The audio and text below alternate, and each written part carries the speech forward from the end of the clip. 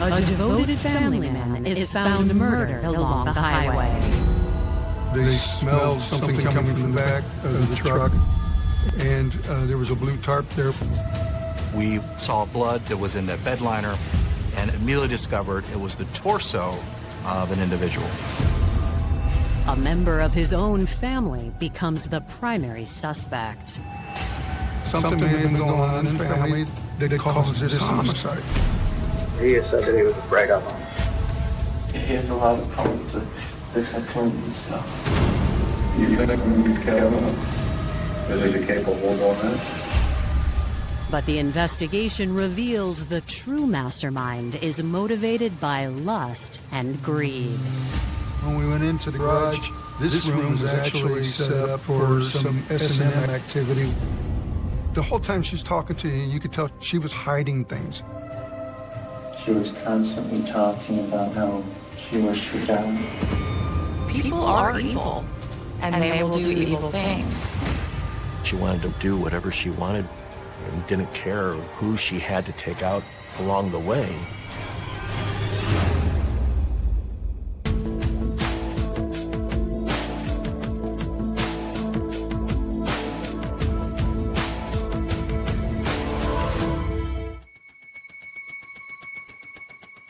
May 15th, 1998. It's Friday night in Columbus, Ohio, and Sergeant Gary Lewis with the Highway Patrol is responding to a call about a possible drunk driver. We got a call that a vehicle was traveling northbound on US 23. A description of the vehicle was provided. When I finally was able to catch up with the vehicle was parked in the northbound rest area. And I observed a male, a medium build, Caucasian who was sitting in the driver's seat. I then positioned my cruiser behind him to, in fact, see if I could get some driving and see if this individual was impaired. A substantial amount of time had started to take place where he had not departed. But another sergeant had two vehicles that were reported high rates of speed coming southbound on US 23, and they asked for my assistance. So I departed from the northbound rest area. Sergeant Lewis is busy with other calls for the rest of the night, so he is unable to return to the rest stop. 2 days later, on May 17th, another passing trooper finds the truck is still there, but the driver is not. The trooper had noticed that the window was partially down. The vehicle was left unattended. She had then requested another officer to meet with her, which I did. We then started to look for really more clues and information surrounding this vehicle that had been abandoned. They examined the vehicle, at which time they smelled something coming from the back bed of the truck. And there was a blue tarp there. We then saw blood that was in the bed liner. We continued to look underneath that blue tarp, and it was immediately discovered it was the torso of an individual. We secured the scene and then started getting investigators and others there to the scene. Underneath that blue tarp was a white male, potentially in his mid-40s, wearing blue jeans, a T-shirt consistent with the company name, Ohio Concrete. There was a significant amount of blood and that blunt trauma to the head. To the patrol officers, it's clear the victim was murdered. But the evidence suggests the crime happened somewhere else. If it had happened inside the vehicle, it would have blood or blood spatter in the truck, and they didn't find any in the truck itself. The pockets were checked, potentially looking for some type of identification. There was no wallet or ID located on his persons. The vehicle was registered under a commercial license for Ohio Concrete Cutting and Drilling. They then contacted the owner of Ohio Concrete, Tom Lennox. They determined the truck was used by an employee by the name of Richard Witte. Description provided by Mr. Lennox almost identically aligned with our victim. that really led us to believe, in fact, our victim was Mr. Witte. What happened to Richard Witte? It's basically a puzzle trying to put every piece together. Tom Lennox also gave Richard Witte's contact information, which would have been his wife, Kathleen Witte. They immediately contacted her to get information on her husband.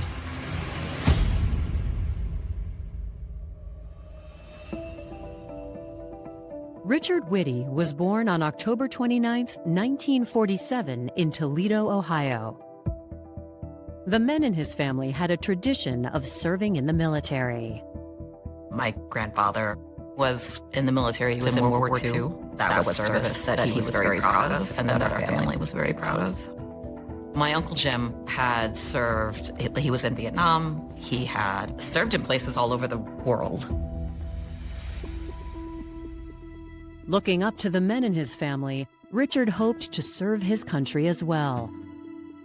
But a car accident in 1966 prevented him from enlisting. He was the only one in the car. He was definitely driving fast. He lost 4 fingers on one of his hands, and they sewed them all back on. But he ultimately lost his pinky, and he's in a full body cast. But with the accident, he was never able to join the military.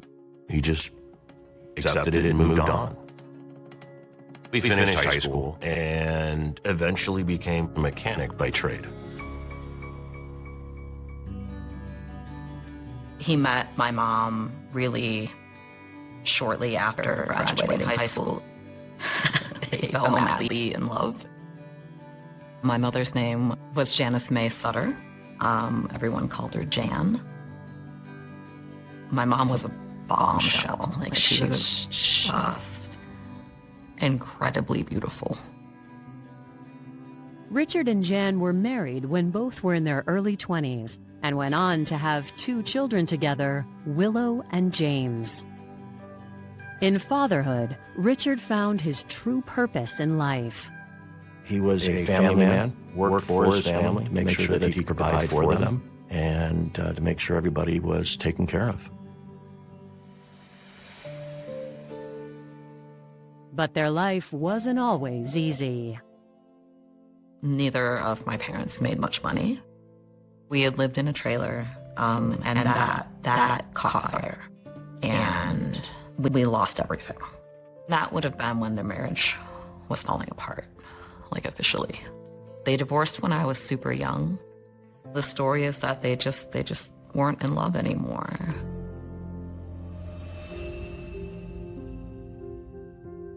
Although his marriage ended in 1979 after 12 years, Richard was a constant presence in his children's lives.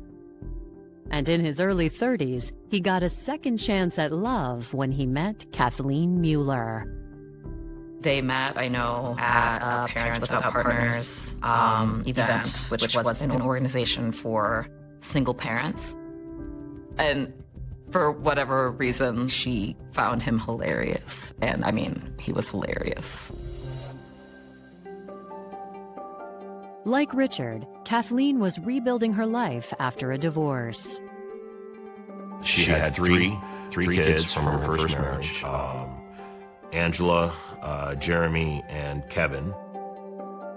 The first time I met her, I would have been like 3, 4, and I thought that she was the most beautiful woman I'd ever seen. I absolutely adored her. She was very dynamic. Like, people would meet her and be drawn to her. Richard and Kathleen fell in love and got married in 1981. He adopted all of Kathleen's children, and he treated them like they were his own children. Kathleen and my father, they had a very loving relationship. They were people that were both very invested in, like, being good parents. That was their first identity.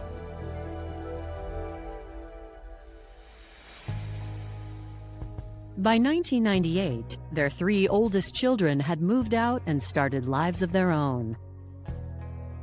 Kathleen's sons, Kevin and Jeremy, were the only children still living at home, but the Witte family remained close-knit. The house kind of was an open door.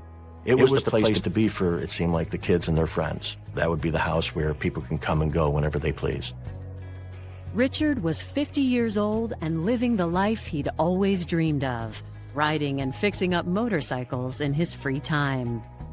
My father took a new job with Ohio Concrete Sawing and Drilling. He still would have been the head mechanic. I know he was pretty happy. But this hard-working family man has been found murdered at a highway rest stop. And Ohio police want to know why. Richard's boss, Tom Lennox, tells police he left on a trip the day before. Mr. Witte supposedly had been on his way to visit family in Toledo for the weekend, having left Friday night. Do you have any enemies that you know of, either at work or in your personal life? At work, I would say no. It was revealed that he really had a solid, outstanding reputation, had a great working relationship with his employees. According to Tom, the only source of conflict in Richard's life was his adopted son. Tom told him he has a really tough time with his son, Kevin. Bad idea, so they would break up. Coming up, Richard's loved ones describe a volatile family dynamic. If my father would get mad at him, that would retaliate in some way. But their prime suspect claims to have an alibi. You left your house? Yep. We both left my house. When they came home? Yeah.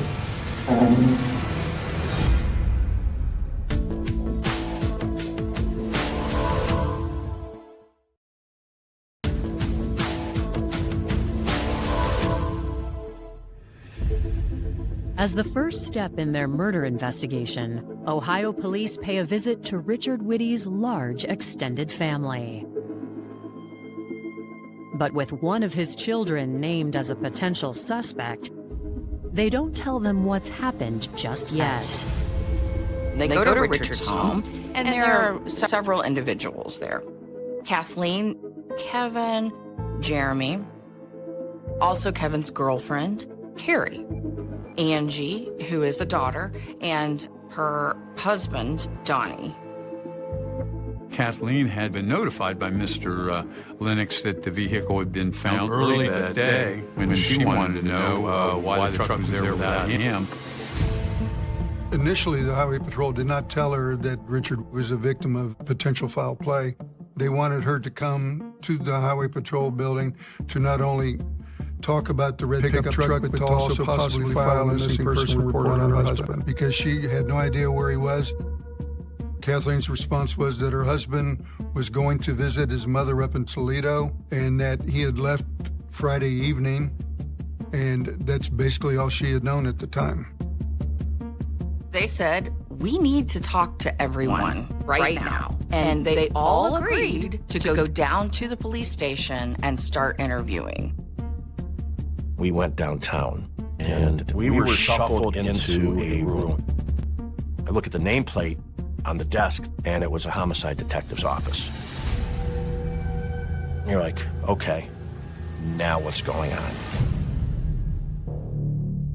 A few minutes later, detective walks in, introduces himself.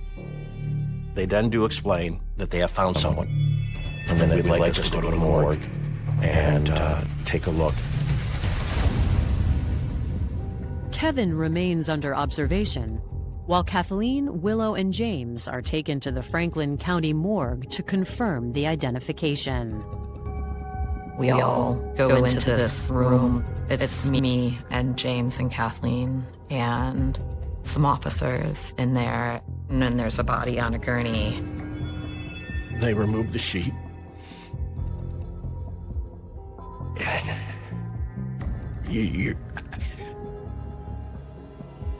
And Richard stayed there. I can remember Kathleen saying, yes, that's him. No, that's my husband. She lost it. James went over to help her calm down and to comfort her. I was absolutely in shock.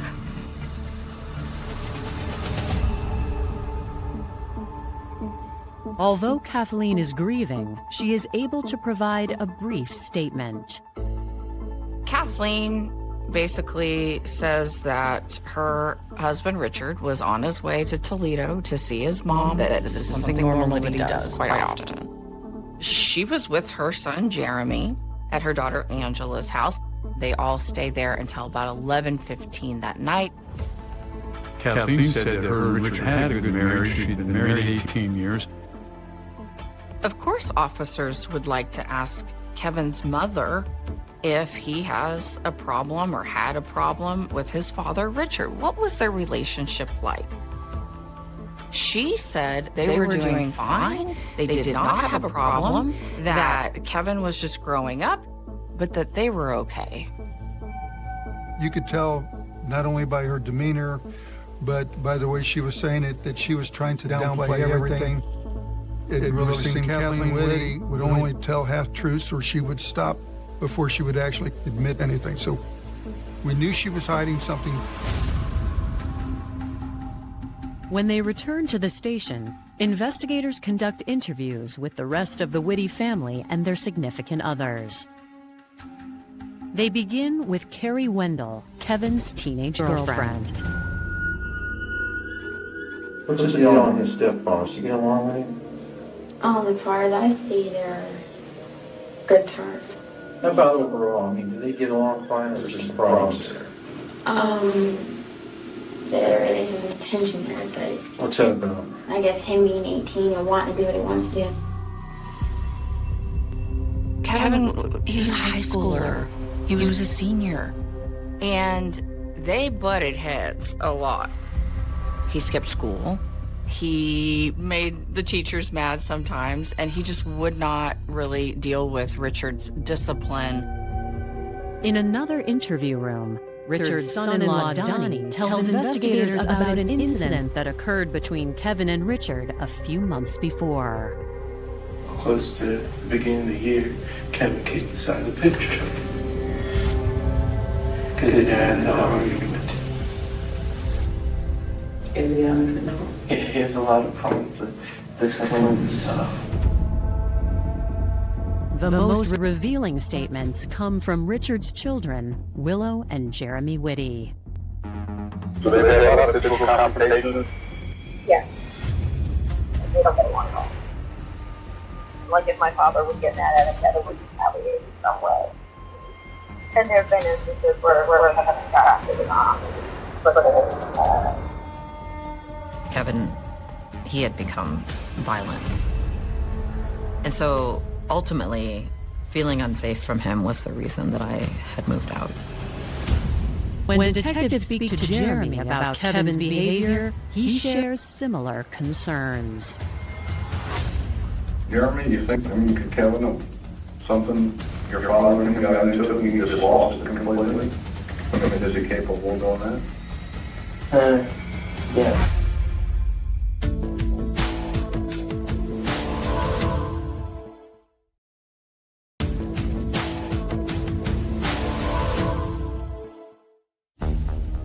With most of the Witte family confirming that Richard's son Kevin is the likely suspect in his murder, investigators set their sights on the troublesome 18-year-old. They begin by asking Kevin about the last time he saw his stepfather. Kevin said he had spent most of the afternoon at home. He was joined by his friend Justin Coleman. Kevin stated that he and Justin were getting ready to leave, and Richard Witte was in the shower getting prepared to go visit his mother. You left your house? Yep. We both left my house. Your dad was fine when you left? Yes. You were troubled since? No.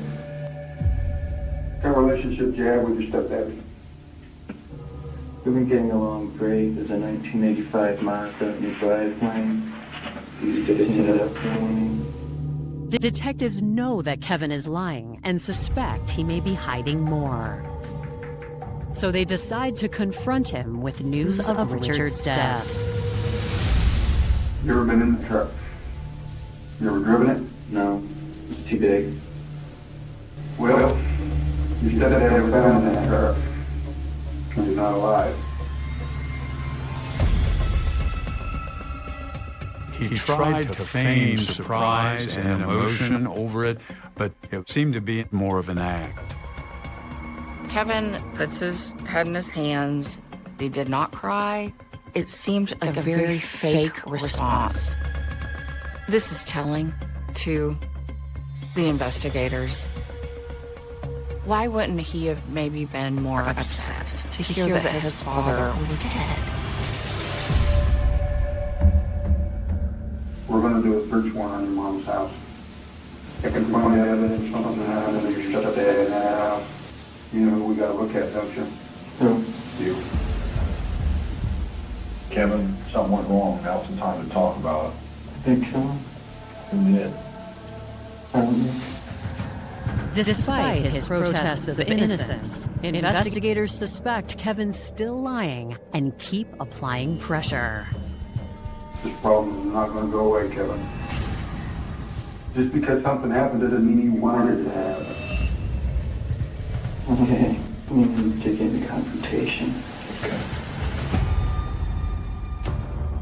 At that point, he totally opened up, and Kevin said the night his stepdad was supposed to go to Toledo, he and his friend Justin were smoking, and he must have thrown a lit cigarette into the trash can and accidentally caught it on fire. Richard came into the room. He didn't like seeing that the trash can was on fire, so he confronts Kevin. According to Kevin, Richard lost control and became violent. He started hitting me stomach was really hurting. And I slammed it a couple times at the door. Where's all this take place? In the kitchen. He got me against the wall. His hands were on my throat. I know Justin thought he was trying to kill me in the water, but he came over below. Started strangling him. So while he's got you up against the wall, choking you, Justin comes up with the rope, puts it around your stepdad's neck, then around me. He choked me to death. His story explained not only the blunt force trauma to the head, but also the ligature marks around the neck. There was an attempt to clean up the crime scene by wiping up whatever body fluid may have been on the carpet or on the floor. They also took the rope and some gloves and threw everything into a trash bag, and they were going to get rid of that evidence along with the body. At this point, Kevin was asked how the body ended up at the rest stop, and he said that after Justin had strangled Richard, that he told him to take a walk. And he really didn't know how the body ended up in the truck. Kevin, I mean, we could tell that he was on the right track, but we could tell that there were still some half-truths about what had actually taken place. Investigators request a search warrant for the Witte home. In the meantime, to confirm Kevin's story, they speak with the friend he accused of killing Richard, 17-year-old Justin Coleman. Justin then is approached at his home by the police for a statement. The parents stepped in and they said that he needed to have an attorney present and he was not willing to talk at this time. Justin might not want to discuss the murder, but to police, the evidence speaks volumes.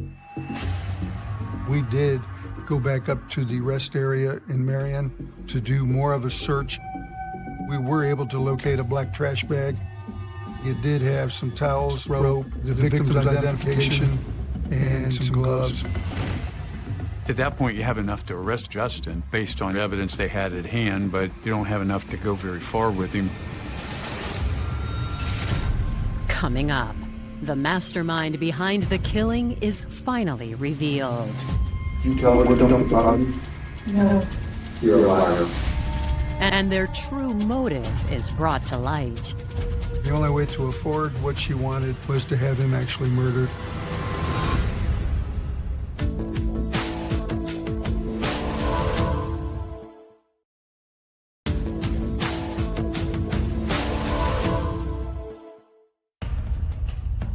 On May 17, 1998, authorities in Columbus, Ohio are investigating the murder of Richard Witte, which appears to be the result of a long-standing feud between the victim and his stepson, Kevin. While detectives wait for a judge to issue a search warrant for Richard's home, they take a closer look at Kevin Witte's story. He downplayed his part, saying that Justin was pretty much in control of everything.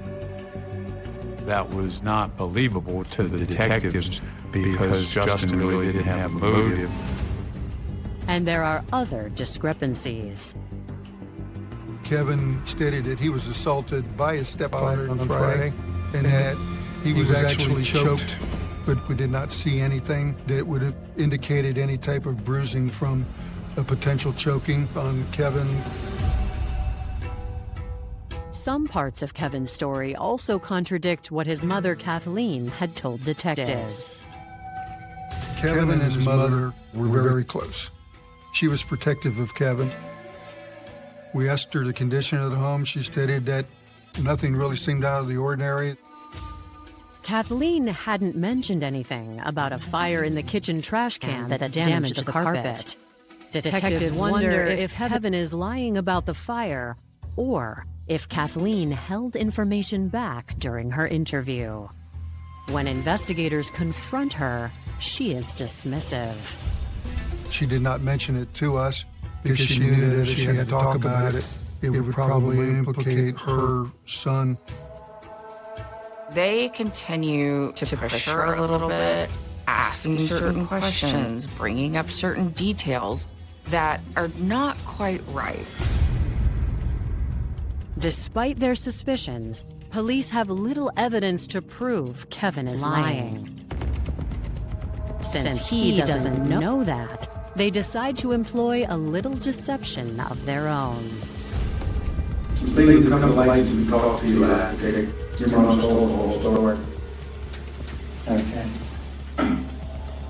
It didn't take long for us to be able to break down Kevin and get the truth about what really was taking place.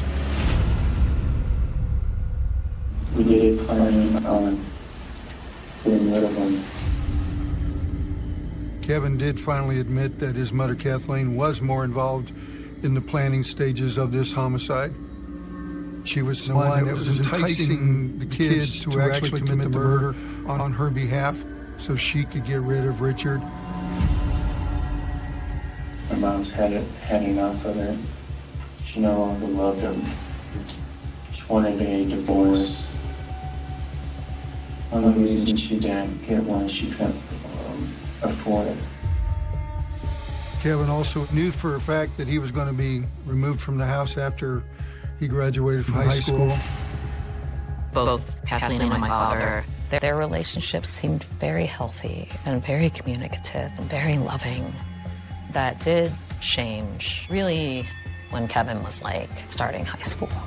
He had become more and more physically violent. And my father was just holding on to this hope that once Kevin was gone, that they would be able to regain that. But Kevin says his mother had no interest in repairing that relationship. She was constantly talking about his health condition, you know, how she wished to die. According to Kevin, his mother first approached him about hiring a hitman. Initially, they were going to hire somebody with a gun, come in and actually shoot and kill Richard, but that plan never materialized. Nobody could find anybody that had a gun that could go in and do that. When that didn't work, Kathleen offered to pay his friend Justin Coleman to help him. Justin and Kevin were good friends. They had talked about different ways of getting rid of Richard Witte in the past. How were you planning on Friday night getting rid of your father? I was just gonna grab him, and Justin was gonna choke him. And you were able to butt his head into the door a couple times, and that's... I used a frying pan. A frying pan? Was it on stove or? It was on the counter. Once Richard was incapacitated, Kevin says Justin strangled him and sang a song while he did it. What was he singing? Yeah, Amazing Grace.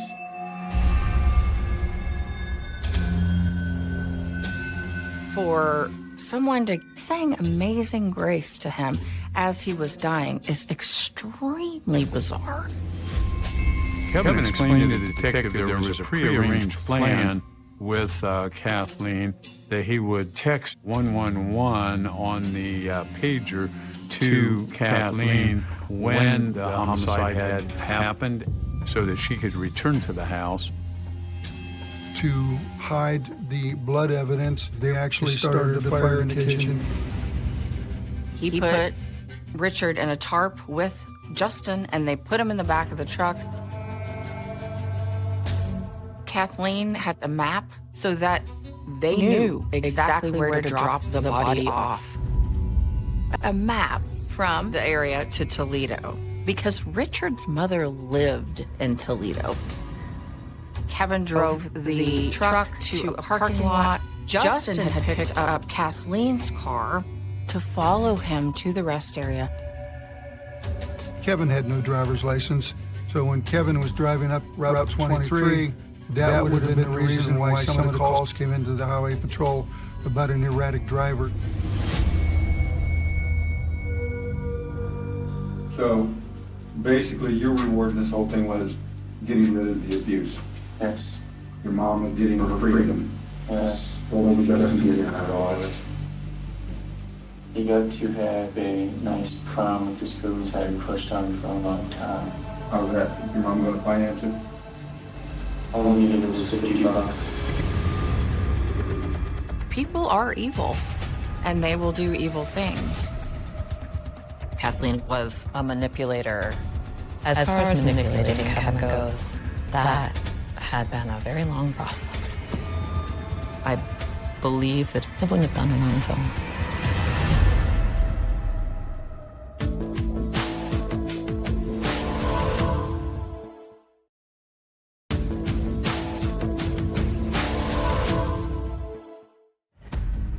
When investigators confront Kathleen with the story her son has just told them, she claims it was all a misunderstanding.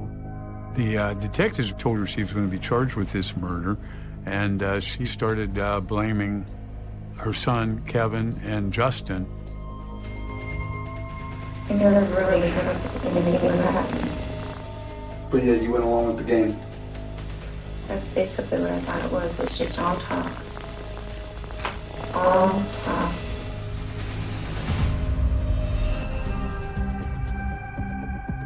She told investigators that it was Kevin's plan.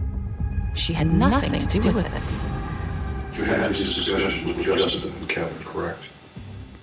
Mostly Kevin and then Justin later on. What were the discussions? Basically, we're getting rid of him. And there were discussions as to how? No, You going to help your son out at all and corroborate what he has to tell us? I know. Have you? And did you tell Justin where to take the body? You're a liar. Kathleen was willing to sacrifice her son and his best friend in this homicide so she could remove herself from any guilt. Kathleen made sure that she alibied herself by taking Jeremy shopping and staying away until she knew that the deed was done. Less than 24 hours after the discovery of Richard Witte's body, Kathleen, Kevin, and Justin are arrested for aggravated murder. They are held without bail as police continue to build their case. We still had the house to process as far as evidence. They execute the search warrant, and they find tarps that match the exact tarp that was wrapped around Richard's body. Investigators also see the trash can that had the burnt carpeting. They seized trace evidence of the blood that existed.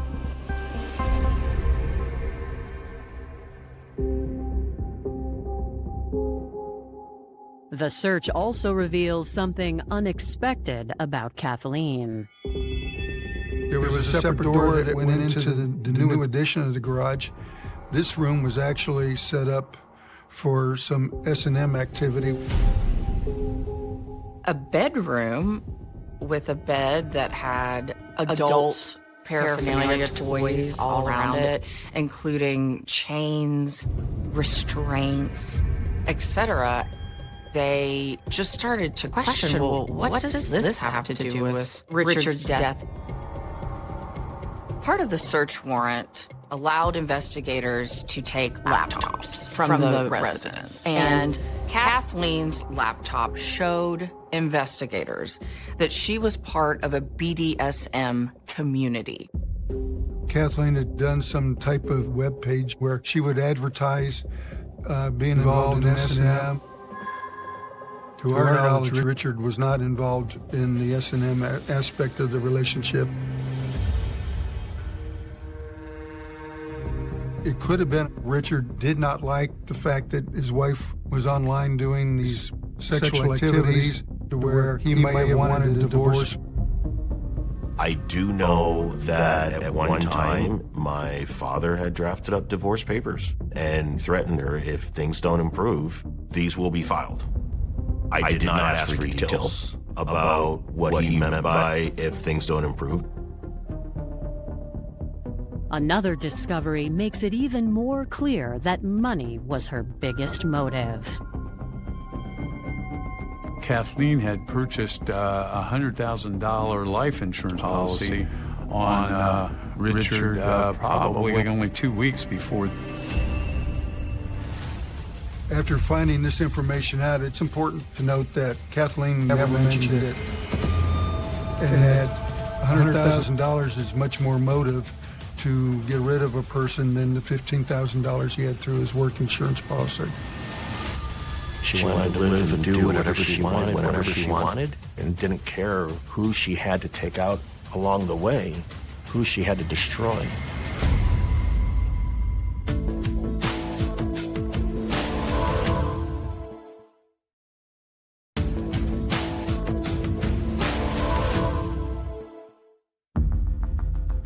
Six months after Kathleen Witte was charged with orchestrating her husband's murder, she shows prosecutors how far she's willing to go to escape accountability. There was a gentleman who was actually in the cell next to Kevin who contacted authorities and said, I have something to tell you. And he let them know that Kathleen and Kevin had been passing letters back and forth using a book. They'd write the letter, fold it carefully, put it in the book, and then have that delivered to this inmate. Well, Kevin didn't know that this inmate was keeping the letters. Have they said anything about how they're plotting to get off on this? No, just that they would return back with us. She's the only said this was stick flirting with her.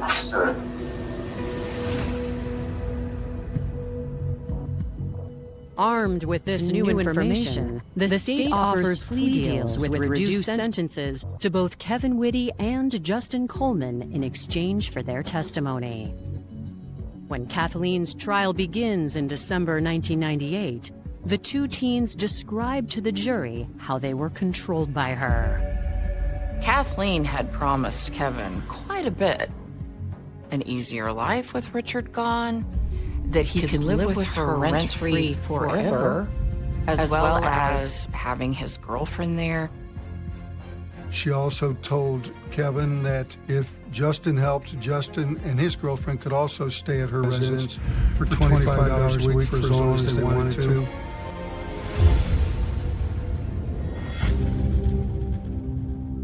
Kevin also stated that in conversations after the homicide with Justin, Kathleen had told him that if I didn't love you before, you need to know how much I love you now, and that she actually had what he quoted to Kevin was tears of joy that they were able to actually pull this off. How cold do you have to be to praise a child, a sophomore in high school that just killed your husband, and be joyous about it?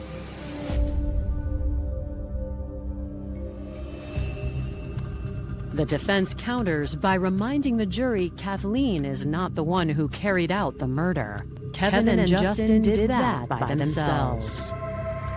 She still maintained any talk that they made about killing Richard was a joke. But that's not what the court found. She was found guilty, and the judge gave her 20 years to life. Kevin and Justin are each sentenced to 13 years in prison for their roles in the murder. Kevin serving such a small amount of time definitely bothered me. However, we could not have convicted her without his testimony. So it was a thing that I accepted. I named my son Richard Allen Witte II, after my father. And I did it as a promise that I would always do my best and teach him to be a good person the way my father taught me to be a good person. I want my father to be remembered for his presence, how he would fill a room with mischievous goodness. I'll spend the rest of my life not wanting to disappoint in it.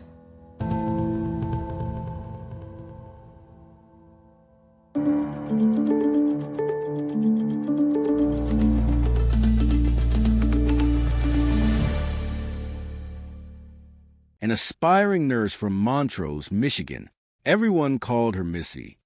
She was the youngest of 3 girls, a devoted daughter, and a fiercely loyal friend to her best pal, Mary. In the summer of 2010, she met a man named Robert Propp. He was an auto body man, a father, older, seemingly stable. Missy thought she had found a family man, a provider. They moved in together, had a beautiful baby girl named Bee, and on the surface, everything looked perfect. But Robert was harboring a dark secret. He was a coward, and like many cowards, he found his false courage in a powdery white substance. He was addicted to cocaine, spending his days and nights at his shop, neglecting his family, blowing his money, and spiraling out of control. Missy, being a good woman, tried to help him. She gave him chances. But a love that's strong does not surrender to logic easily until the pain becomes too much. By Christmas of 2015, she caught him snorting cocaine off the dashboard of his truck, while a house full of children celebrated inside. You have to be kidding me. That was the beginning of the end. Missy finally packed up her daughter and left him in March of 2016. She was happy again, going out, living her life. But a man like Robert cannot stand to see the woman he abused thriving without him. On the morning of July 6, 2016, my colleagues in Saginaw received a frantic 911 call from Robert. He claimed he found Missy unresponsive in her bed, saying her back door had been pried open. When police arrived, they found this absolute fool pretending to do chest compressions on a woman who was already stiff and cold. My. He told a ridiculous story about leaving her peacefully hours earlier, and he had a fresh black eye he claimed came from a bar fight. We pulled the surveillance footage from the tavern. No fight, no argument. Just a man lying through his teeth to cover up the fact that he sneaked into his former partner's. house and strangled her to death in the sanctuary of her own bedroom. He thought he could outsmart the police with a stage break-in and a few crocodile tears. He was wrong. The autopsy proved strangulation, and Robert Propp was sentenced to life without parole, leaving a little girl without her mother because of his bruised, pathetic ego. But as tragic as Missy's story is, the poison of a broken man destroying a good woman is a disease that spreads everywhere. Down in Louisiana, a woman named Julie Meringue suffered a similar, heartbreaking fate. Julie was a stunningly beautiful woman with a heart of absolute gold. She spent her life caring for others, working in hospice, adopting everyone's problems as her own. After her first marriage ended, she reconnected with her childhood crush, George Dargis Jr. Now, George was a man with a past. He had been to prison on narcotics charges. But Julie, with her boundless empathy, believed he had changed. They married in October of 2014, and for a brief moment, Julie had the ready-made family she always wanted with George's children. But the ghosts of addiction do not care about your wedding vows. George went right back to the codeine and the pills. Julie sent him to rehab over and over again, draining her own spirit to save a man who completely refused to save himself. When she finally realized he was a lost cause and kicked him out, George's fragile ego shattered.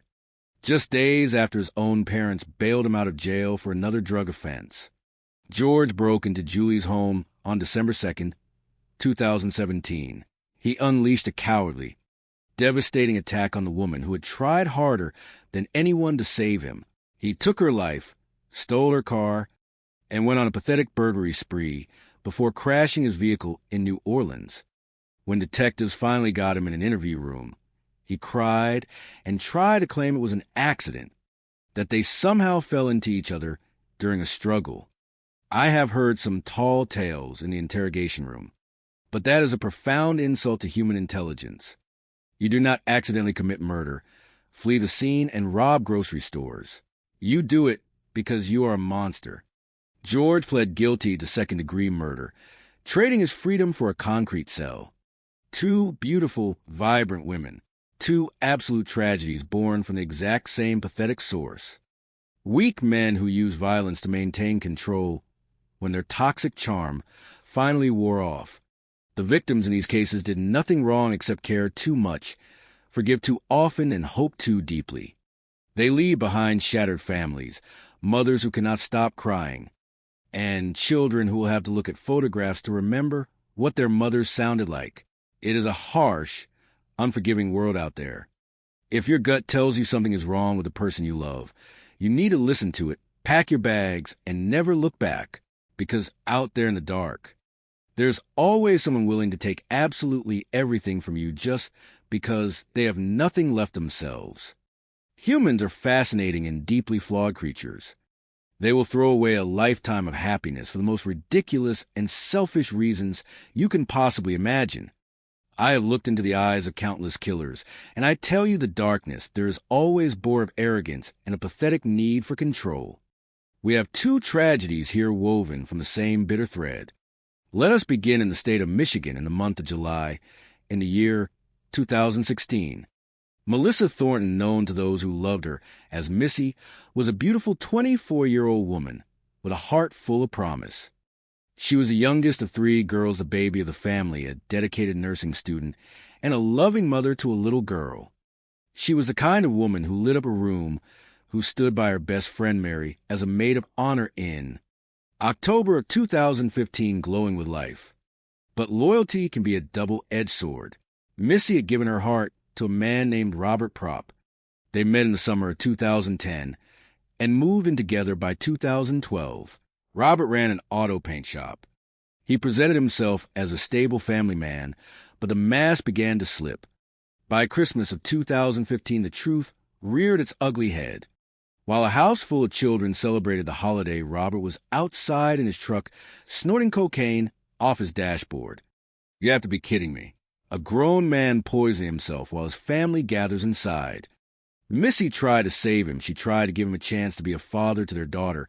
But addiction is a greedy master. By March of 2016, Missy had enough and she left him to build a peaceful life. She was finally happy. But a man like Robert cannot stand to see a woman thrive without him. On the 5th of July, Missy and her sister went out to a local bar for a well-deserved night of freedom. Like a shadow, Robert appeared. He followed them, he lingered, and eventually he was alone with Missy.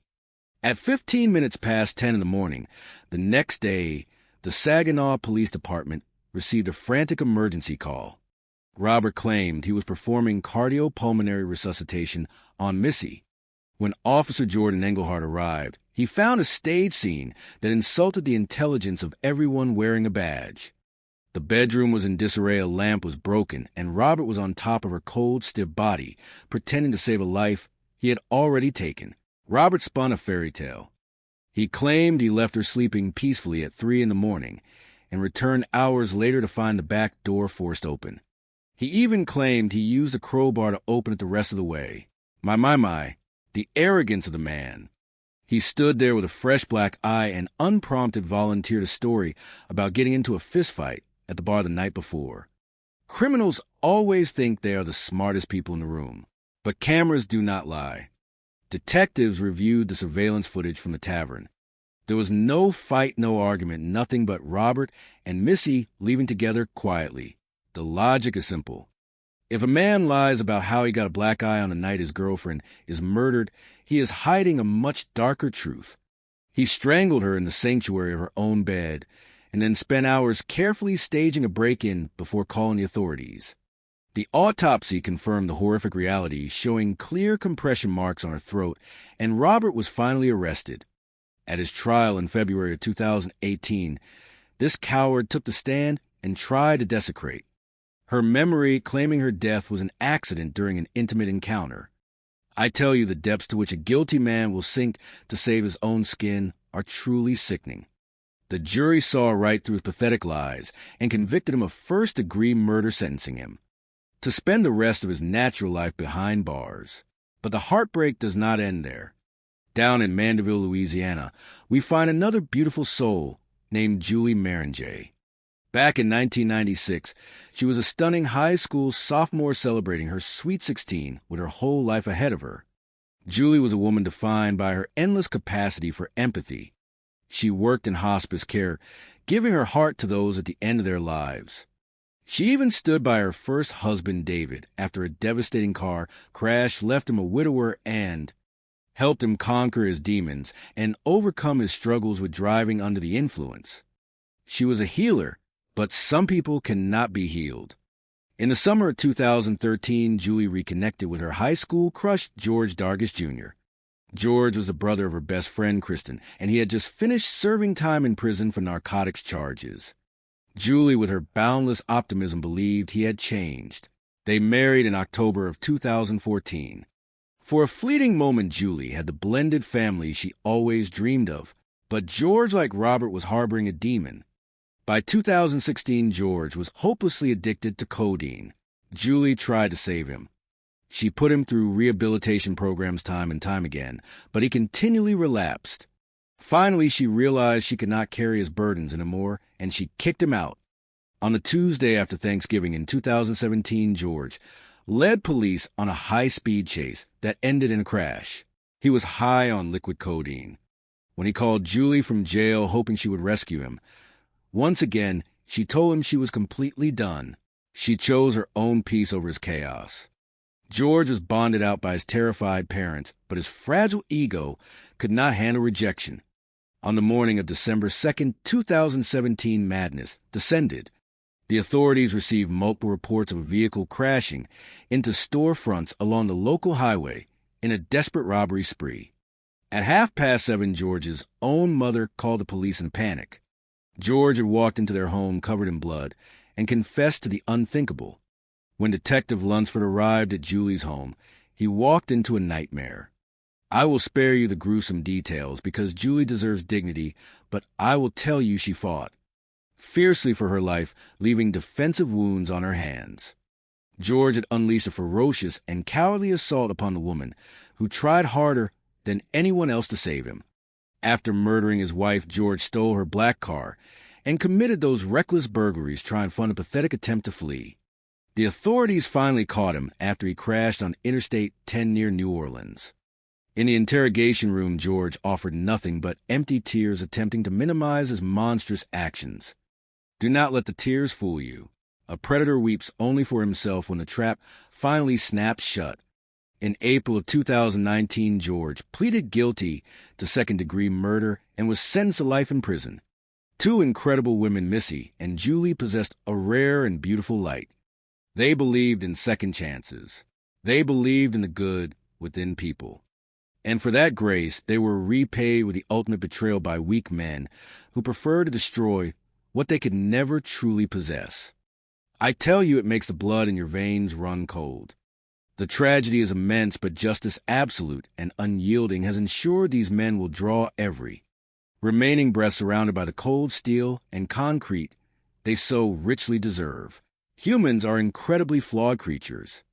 They will murder each other for the most ridiculous and senseless reasons you can possibly imagine. But in all my years staring into the abyss of the human soul, nothing disgusts me more than the betrayal of a woman by the man she foolishly trusted. We want to believe that monsters hide in dark alleys, waiting in the shadows with a weapon. But the cold and hard truth is that the most dangerous monster a woman will ever face is often a man sleeping right next to her. Let me tell you about two tragedies that will make your blood run cold, born from the exact same pathetic male frailty. We start in Saginaw, Michigan. The year is 2016. Melissa Thornton, known to everyone who loved her as Missy, was a 24-year-old mother, a devoted sister, and a healthcare provider who spent her life looking after others.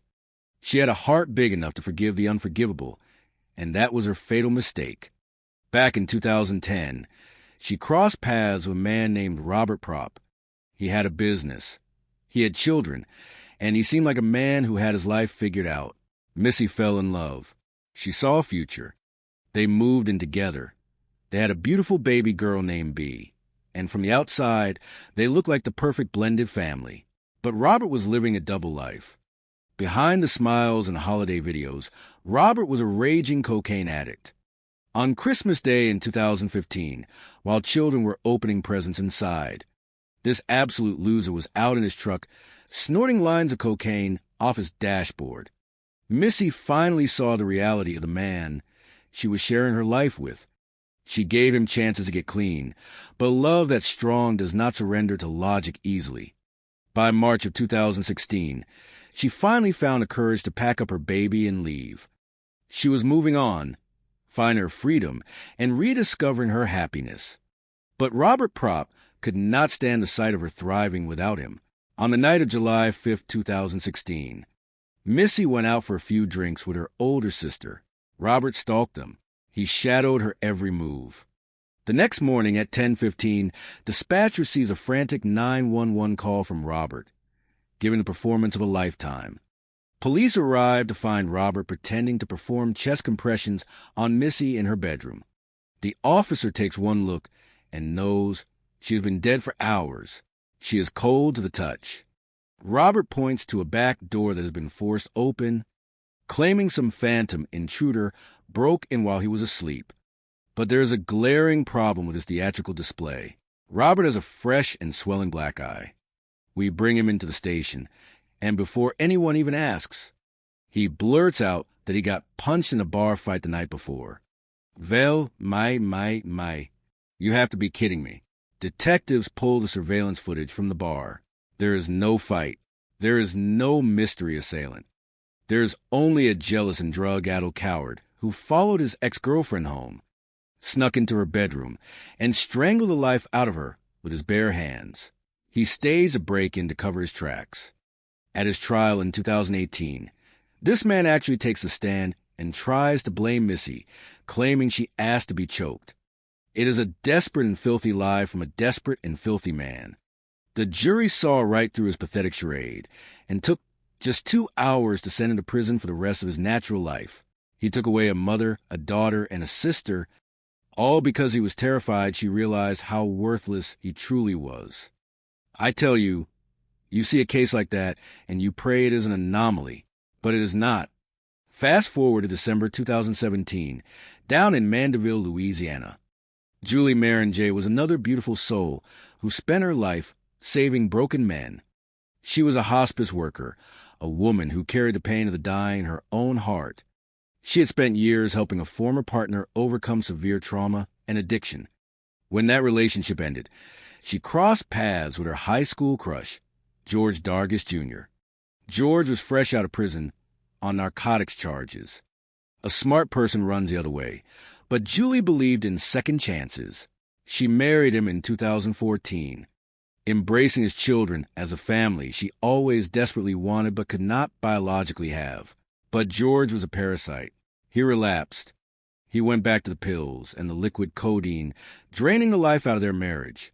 Julie pushed him into rehab over and over, but you cannot save a man who refuses to grab the life preserver. After George was arrested following a high-speed police chase in November 2017, Julie drew a line in the sand. She refused to bail him out. She told him she wanted a divorce. She finally chose her own peace over his chaos. And how does George repay the woman who tried to save his life? On the morning of December 2nd, his parents bail him out of jail.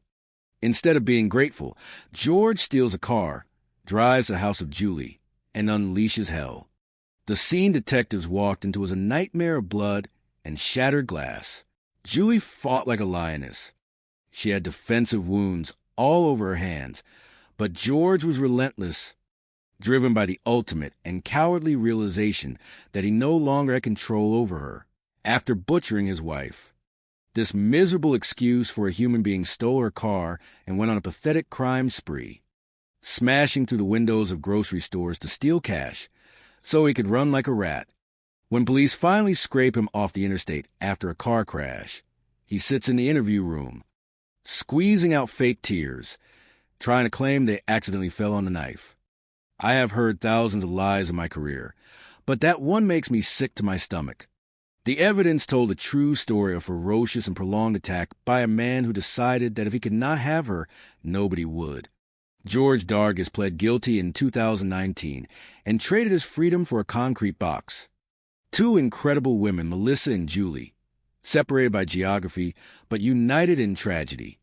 They were givers who made the fatal mistake of falling in love with takers. These men were not criminal masterminds. They were not evil geniuses. They were weak, insecure, and violently fragile little boys hiding in the bodies of men.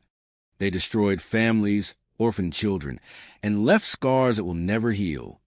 We put them in cages where they belong, but it never brings back the light they extinguished. Human nature is a dark and terrible thing.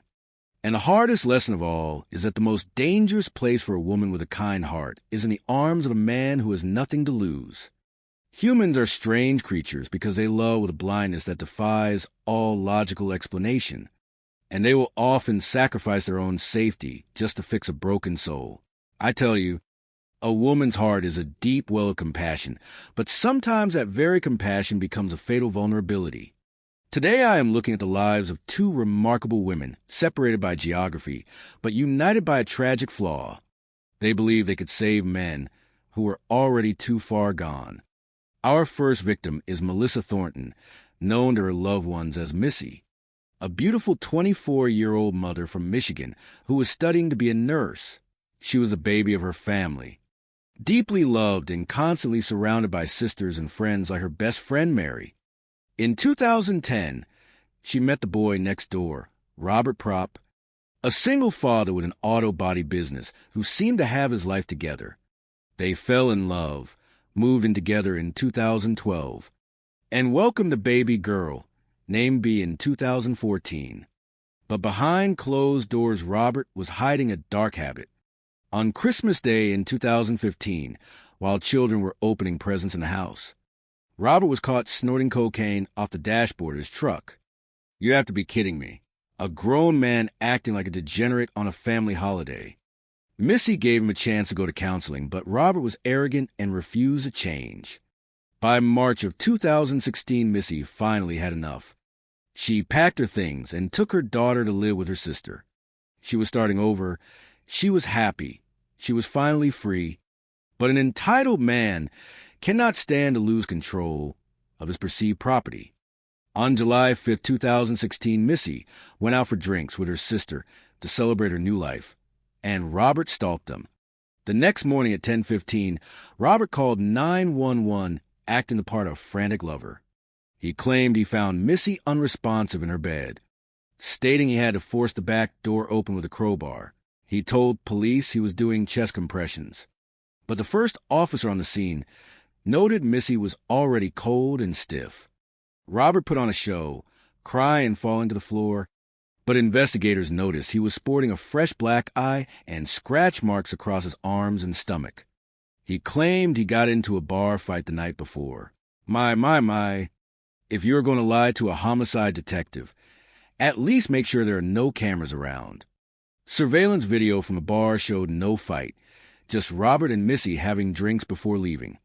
The autopsy revealed the terrifying truth. Missy had been violently strangled to death. Robert sneaked into her home, choked the life out of the woman who had finally found the strength to leave him, and then staged a pathetic break-in to cover his tracks.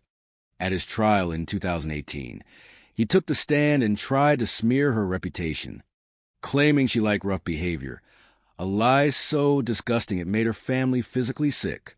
It took a jury just 2 hours to see through a charade and send him away for the rest of his natural life. But the tragedy of the empathetic heart does not stop in Michigan. We travel south to Mandeville, Louisiana, where we find our second victim, Julie Maringer. Julie was a tall, stunning blonde who once modeled, but found her true calling working in hospice care, holding the hands of the dying. She was a woman who lived to take care of everyone else. After an amicable split from her first husband, a man who battled his own demons after a tragic car crash, Julie reconnected with her high school crush, George Dargis Jr. George was a brother of Julie's best friend, Kristen. George was also a convicted felon who had just finished a prison sentence for narcotics. I tell you, when a dangerous man shows you his true nature, you had better pay attention. But Julie saw a man in need of redemption. She married him in October of 2014 and eagerly embraced his children as her own, finally getting the family she had always prayed for. But George was a parasite. He went right back to using drugs, dragging Julie through an endless, exhausting cycle of rehabilitation and relapse. Finally, after a high-speed police chase in late 2017, George found himself back behind bars, and Julie refused to bail him out. She filed for divorce, choosing her own peace over his chaos. She told her family that this was going to be her year. Unfortunately, George's enabling parents bailed him out on November 30th. Just 2 days later, on December 2nd, 2017, George went to Julie's house. He did not go there to talk. He went there to punish her for daring to exist without him.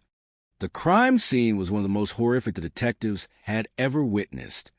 A brutal and prolonged attack where Julie fought desperately for her life until she succumbed to severe trauma, leaving the woman who had tried to save him bleeding on the floor. George stole her vehicle and went on a mindless robbery spree, smashing the car into grocery stores before casually walking into his parents' house covered in blood. He told his father he killed Julie, then fled until he crashed his vehicle on Interstate 10 near New Orleans. Sitting in the interrogation room, George tried to squeeze out a few fake tears, whispering that he did not want to talk about it and claiming it was an accident. An accident? You have to be kidding me. You do not accidentally murder your wife. You do it because you are a coward, because you are weak, and because you would rather destroy something beautiful than admit your own failure. He pleaded guilty to second-degree murder in 2019 and was sentenced to life in prison. 2 incredible women, 2 endless capacities for love, snuffed out by arrogant leeches who took everything and repaid them with murder. Humans kill for the most ridiculous reasons you can imagine, but killing the only person who ever truly believed in you is a special kind of evil. It leaves you wondering about the monsters in this world. They do not always hide in the shadows. Sometimes they are sitting right across the dinner table. Humans are strange creatures. They kill for the most ridiculous reasons you can possibly imagine, but often the most tragic deaths come from a place of misplaced compassion. My. I have looked into the eyes of hundreds of killers in my career, and the ones that sicken me the most are the cowards who mistake the grace of a woman for weakness. We have 2 women here today. 2 distinct lives bound by the exact same fatal mistake of believing they could fix broken men. Let us start in Michigan in October of 2015. Melissa Thornton, known to her love family as Missy, was 24 years old and acting as a maid of honor for her best friend. She was vibrant and beautiful and a devoted mother to a little girl born in January of 2014. She had met a man named Robert Propback in 2010. He seemed like a stable guy who owned an auto shop and played the part of a good father. But shadows always stretch, I tell you. By Christmas of 2015, Robert was caught abusing cocaine right off the dashboard of his vehicle while children played nearby. You have to be kidding me. A man who chooses narcotics over his family is a man who has already surrendered his soul. Missy had the courage to leave him in March of 2016. She moved out and started fresh. On July 5th, she went out for drinks with her sister to celebrate her newfound freedom. Robert, being an insecure and obsessive man, stalked them and followed them home. The next morning on July 6th at 10:15, Robert called 911 acting hysterical and claiming he found the back door forced open and Missy unresponsive. When my officers arrive at a scene like that, the first thing they look for is the truth hiding in the details. They found Robert performing fake chest compressions on a body that was already cold to the touch. Rigor mortis does not lie. He had a fresh black eye and claimed a stranger punched him at a bar. A quick check of the surveillance tapes proved that was a pathetic fabrication. There was no fight and no mysterious stranger. When a man lies about the small things, he is hiding a massive truth. He staged a break-in, but he forgot that dead men tell no tales, and dead women scream from the autopsy table. The medical examiner confirmed she died of neck compression. It takes minutes of sustained pressure to choke the life out of a human being. It is an intimate and terrifying way to kill. He ended the life of the woman who tried to save him. At his trial in February 2018, he had the audacity to claim it was an intimate act gone wrong. Juries are not stupid, and they sent him away for life. But Missy was not the only one to fall into this trap. Down in Louisiana, a woman named Julie Meringue walked right into the same darkness. She had been the radiant star of her Sweet 16 party back in 1996. Julie was a saint who worked in hospice care with a heart too big for her own chest. She had spent her 20s helping a grieving widower get clean only to realize he could not give her the future she wanted. Then in 2013, she reconnected with her high school crush, George Dargis. George was a fresh parolee doing time for narcotics offenses. Julie believed in second chances. She married him in October 2014 and took his children as her own to build a real family. But the demon of addiction is a patient beast. George relapsed. Julie put him through rehabilitation centers time and time again until she finally realized you cannot save a drowning man if he is determined to pull you under. She kicked him out of their home. When he got arrested after a police chase in November of 2017, she refused to post his bail. Good for her. Unfortunately, the parents of George bailed him out because they were worried he might harm himself. Instead, he went straight to the house of Julie on December 2nd. He murdered her in cold blood. The crime scene was a chaotic testament to her fierce will to live because she fought back bravely. But the coward overpowered her with sheer brutality. He did not stop to mourn the woman who spent years trying to heal him. He stole her car and went on a pathetic burglary spree, smashing into local grocery stores to fund his cowardly escape before finally crashing on the interstate. In the interview room with detectives, he cried fake tears and tried to claim they accidentally fell during a physical struggle. It is deeply insulting to human intelligence. You do not accidentally end the life of a woman and then go rob a retail store to buy your freedom. He pled guilty in April of 2019 to second-degree murder. 2 beautiful souls wiped from the earth because 2 pathetic excuses for men could not handle the reflection of their own ultimate failures. I tell you, the devil does not always come in a red cape with horns. He comes with fake apologies and empty promises, and a heart full of absolute poison. Humans are peculiar creatures. They love blindly, they forgive endlessly, and sometimes they invite the devil right to the front door, offering him a seat at the dinner table. I have worked homicide for a very long time, and I tell you the most dangerous place for a woman with a big heart is right next to a man who has no heart at all. We are looking at two separate tragedies today. Two beautiful, compassionate women who made the fatal mistake of believing their love could fix broken men. Let us begin in the state of Michigan. The victim is Melissa Thornton, known to everyone as Missy. Born in August 1991, she was the baby of the family, a young woman with big brown eyes and a nurturing soul who worked as a home health care provider. Missy was the kind of person who gave everything she had to the people she loved. She was a maid of honor at her best friend Mary's wedding, wearing a plum-colored dress, delivering a heartfelt speech through tears of joy. She was a dedicated mother to a little girl named Bee. She was building a future, enrolling in nursing school to better her life. But standing next to her in the photographs is a man named Robert Propp. Robert owned an auto shop. On the surface, he looked like a stable older man, a good father to his own children from a previous marriage. Missy met him at a backyard party and saw a future with him. But criminals and addicts are exceptional actors. They wear masks. And eventually the mask always slips. By Christmas of 2015, the illusion shattered. While children were opening presents inside the house, Robert was out in his truck, snorting cocaine off the dashboard. You have to be kidding me. A grown man, a father, acting like a degenerate in broad daylight. Missy gave him a chance to clean up, but by March of 2016, she realized the truth. You cannot save a man who does not want to be saved. She packed up her daughter and moved out. She chose her child over his addiction. Missy started smiling again. On a warm night in July 2016, she went out with her sister Angie to enjoy a few drinks and celebrate her freedom. But Robert could not stand the thought of losing control. He stalked them to the bar, invited himself to their table, and followed them home. At 10:15 the next morning, the Saginaw Police Department receives a frantic call. It is Robert. He tells the dispatcher he is performing chest compressions on Missy. When the first officer arrives, the scene is utterly absurd. Robert is straddling the victim, crying hysterically, pretending to perform life-saving measures. But the officer touches Missy, and she is cold. Her arms are stiff with rigor mortis. She has been dead for hours.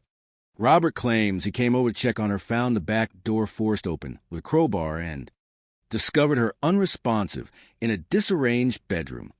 But here's the problem with Robert and his fabricated story. He has a fresh black eye and scratches on his body. When detectives bring him to the station, he does what guilty people always do. He talks too much. Without even being asked, he claims he got the black eye in a bar fight the night before while defending Missy from a stranger. Criminals always think they are the smartest person in the room. They never are. We pulled the surveillance footage from that exact bar. We watched the tape. There is no fight. There is no mysterious stranger. There is only Robert having a drink, paying the tab, and leaving. He lied. The autopsy results come back and confirm what we already knew. Missy did not die from a mysterious break-in. She died from neck compression. She was strangled. We arrest Robert Propp for murder. At his trial in 2018, this coward takes a stand and changes his story again. He claims Missy asked to be strangled during intimacy. My. He murders the mother of his child and then tries to humiliate her memory in a court of law. It is offensive. It is pathetic. The jury saw right through his charade. It took them 2 hours to find him guilty of first-degree murder. He was sentenced to life in prison without the possibility of parole, a monster locked in a cage where he belongs. But the tragedy of a good woman trying to rescue a drowning man does not end in Michigan. We move south to Mandeville, Louisiana. The year is 2017. The victim is Julie Maringer. If you look at a video of Julie from her Sweet 16 party in 1996, you see a tall, stunning blonde girl escorted by her proud father. Julie grew up to be a hospice worker. She spent her days comforting the dying. She was a woman defined by an endless well of empathy. She even stood by her first husband, David, after a horrific car crash took his first wife, helping him overcome his trauma and addiction. Julie believed in second chances. And that is exactly what she offered to a man named George Dargis, Jr.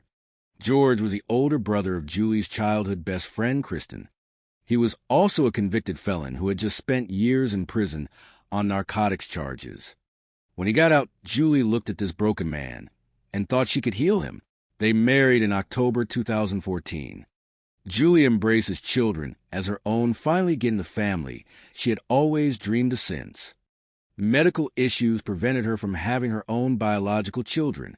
But George was fighting demons that Julie could not love away. He relapsed. He started using liquid codeine. He became irritable and volatile. Julie sent him to rehab over and over again, but he always went right back to the drugs. Finally, Julie hit her breaking point. She realized her love was not a cure. She kicked him out. Shortly after Thanksgiving in 2017, George led the police on a high-speed chase and crashed his car. He called Julie from the jail cell begging her to bail him out. Julie did the hardest thing she ever had to do. She said no. She left him there. She was ready to start a new chapter of her life. But 2 days later, George's parents bailed him out of fear that he was suicidal. And George went straight to Julie's house. What happened inside that house on the morning of December 2nd is something I will not describe in explicit detail. I refuse to give oxygen to the depravity of his actions. But I will tell you this. Julie fought back. She fought for her life with incredible courage, sustaining defensive wounds on her hands, as George brutally and mercilessly attacked her. He took the life of the only person in the world who never gave up on him. And what did this grieving, remorseful husband do next? Did he turn himself in? Absolutely not. He stole Julie's black Chevy Impala and went on a pathetic crime spree, smashing the vehicle through the glass fronts of an Eddie's grocery store and a Dollar General to steal cash. He ran like a coward until he crashed on the interstate near New Orleans. When Detective Lunsford sat him down in the interrogation room, George tried to cry. He tried to claim they were fighting, and Julie simply fell into the weapon. I tell you, I have heard thousands of excuses in my career, but that one is an insult to basic human intelligence. You do not accidentally cause the level of trauma found at that crime scene. You do it with intent. You do it with rage. George Dargis eventually pleaded guilty to second-degree murder and was handed a life sentence. 2 beautiful women, Missy Thornton and Julie Maringer. Both possessed hearts too big for the world they lived in. Both tried to see the light in men who were completely consumed by darkness. They did not deserve their fate. They deserved to watch their children grow. They deserved to live in peace. Instead, they serve as a heartbreaking reminder of a very dark truth. You cannot love the violence out of a violent man. All you can do is lock the door and walk away. Humans are strange creatures. They kill for the most ridiculous reasons you can imagine. Most of the time, murder is about money, sex, or revenge. But occasionally, you encounter a different breed of killer. The kind driven entirely by a pathetic, desperate need for control. When they realize they can no longer own another human being, they panic, and that panic turns violent. I spent my entire career hunting these people, and I tell you, there is nothing more dangerous than a bruised ego fueled by narcotics. This is a story of 2 beautiful, compassionate women, Melissa Thornton and Julie Maringer. 2 souls who shared a fatal flaw. They believed their love could fix broken men. Newsflash. You cannot fix a man who does not want to be saved. We begin in Montrose, Michigan. Melissa Thornton, known to her loved ones as Missy, was the youngest of 3 sisters. Born in August 1991, she was a light in her family, a nurse, a dedicated friend, a devoted mother. In the summer of 2010, she met a man named Robert Propp. Robert was older. He ran an auto paint shop. He seemed established, mature, and ready to settle down. Missy fell for the illusion. They moved in together, and by 2014, they had a beautiful baby girl. But illusions shatter. Robert spent all his time away from home. He did not support her nursing studies. He was jealous of her ambition. And then came Christmas of 2015. While the family was gathered, celebrating, Robert was out in his truck, snorting cocaine off his dashboard. You have to be kidding me. That was the beginning of the end. By March of 2016, Missy had enough. She packed up her daughter and moved out. She realized she could be a single mother and still have a wonderful life. She was finally free. On the 5th of July, 2016, Missy went out for drinks with her sister to celebrate that freedom, but Robert was watching. He stalked them at the bar, sat at their table, and invited himself back to her home. At 15 minutes past 10 the next morning, emergency dispatchers received a frantic call. It was Robert. He claimed he found Missy unresponsive in her bed and a back door forced open. He asked the dispatcher to walk him through chest compressions.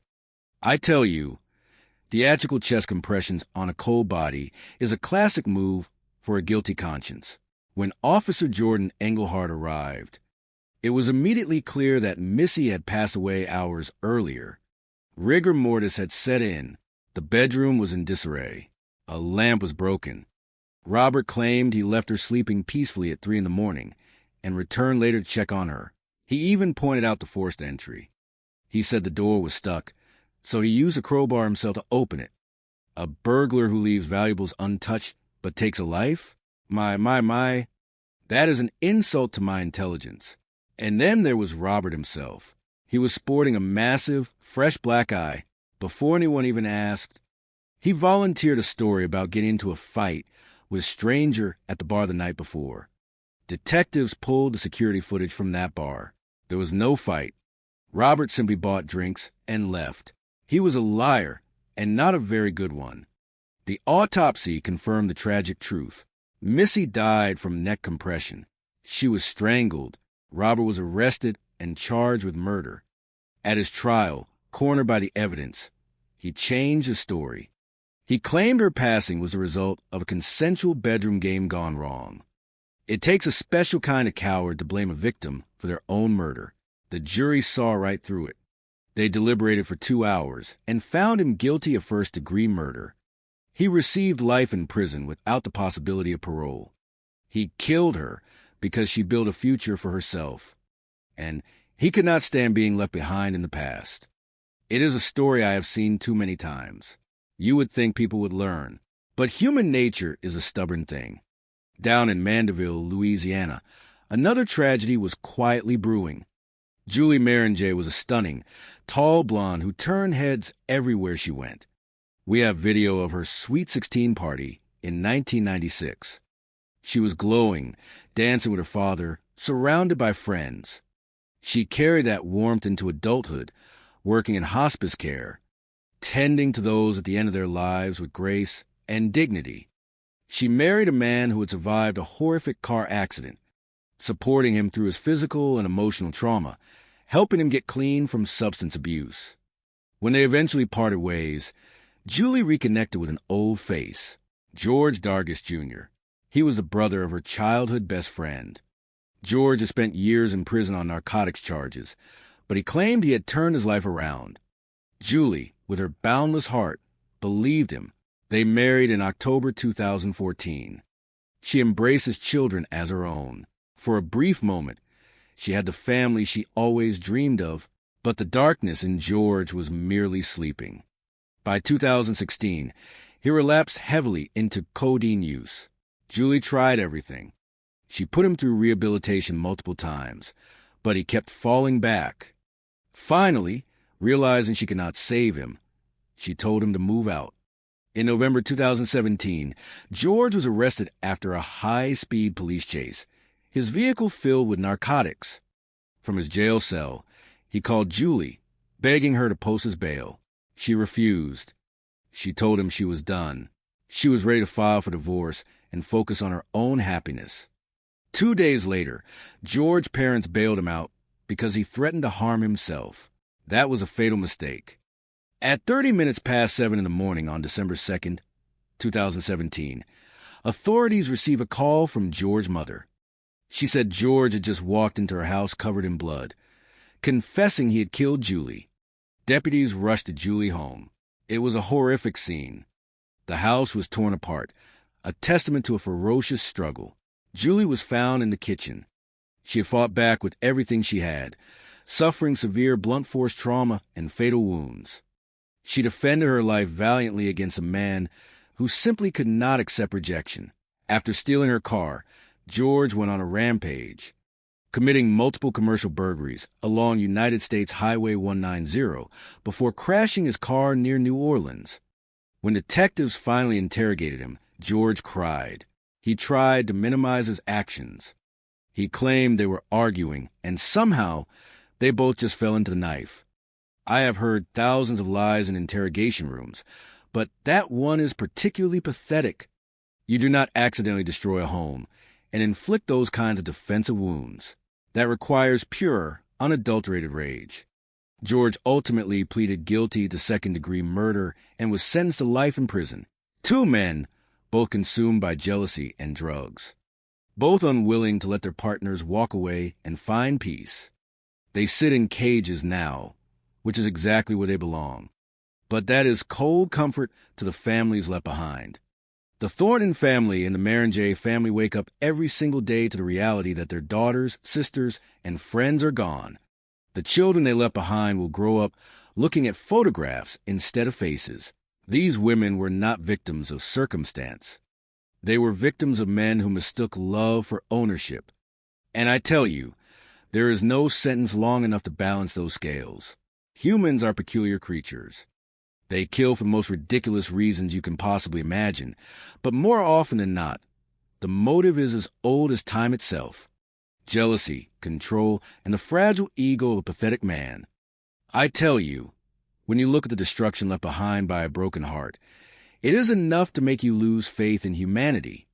But we do not have the luxury of losing faith, because we have a job to do. We're looking at two separate tragedies here, bound together by the same fatal mistake: the belief that a good woman can fix a broken man.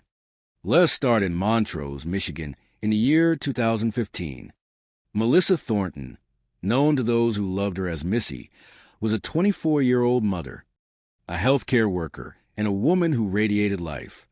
She was a maid of honor at her best friend Mary's wedding, smiling, dancing, holding her young daughter named Bee.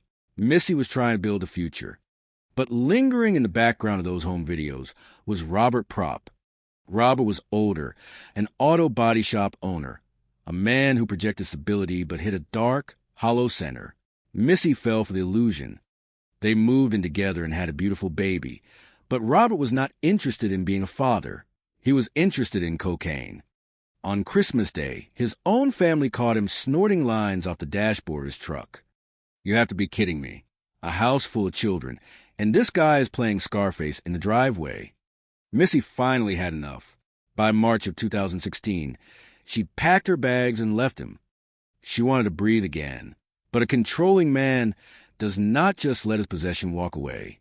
On the night of July 5th, Missy went out with her sister Angie for a drink.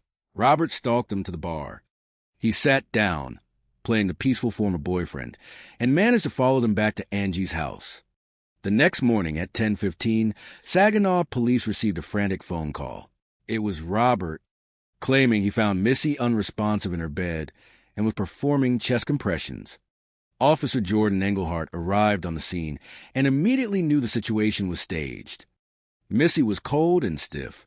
She had been gone for hours.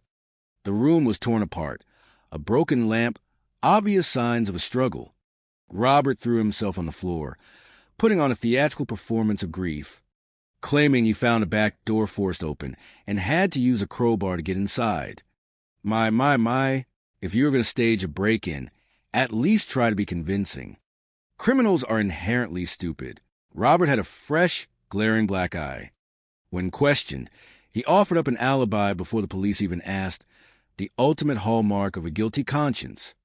He claimed a guy at the bar punched him. Detectives pulled the surveillance tape. Surprise, surprise, Robert and Missy had a few drinks and left peacefully. No fight, no mysterious phantom punch. The autopsy revealed the tragic truth. Missy died of neck compression. She was strangled. Robert Propp murdered the mother of his child because he could not stand to see her live without him.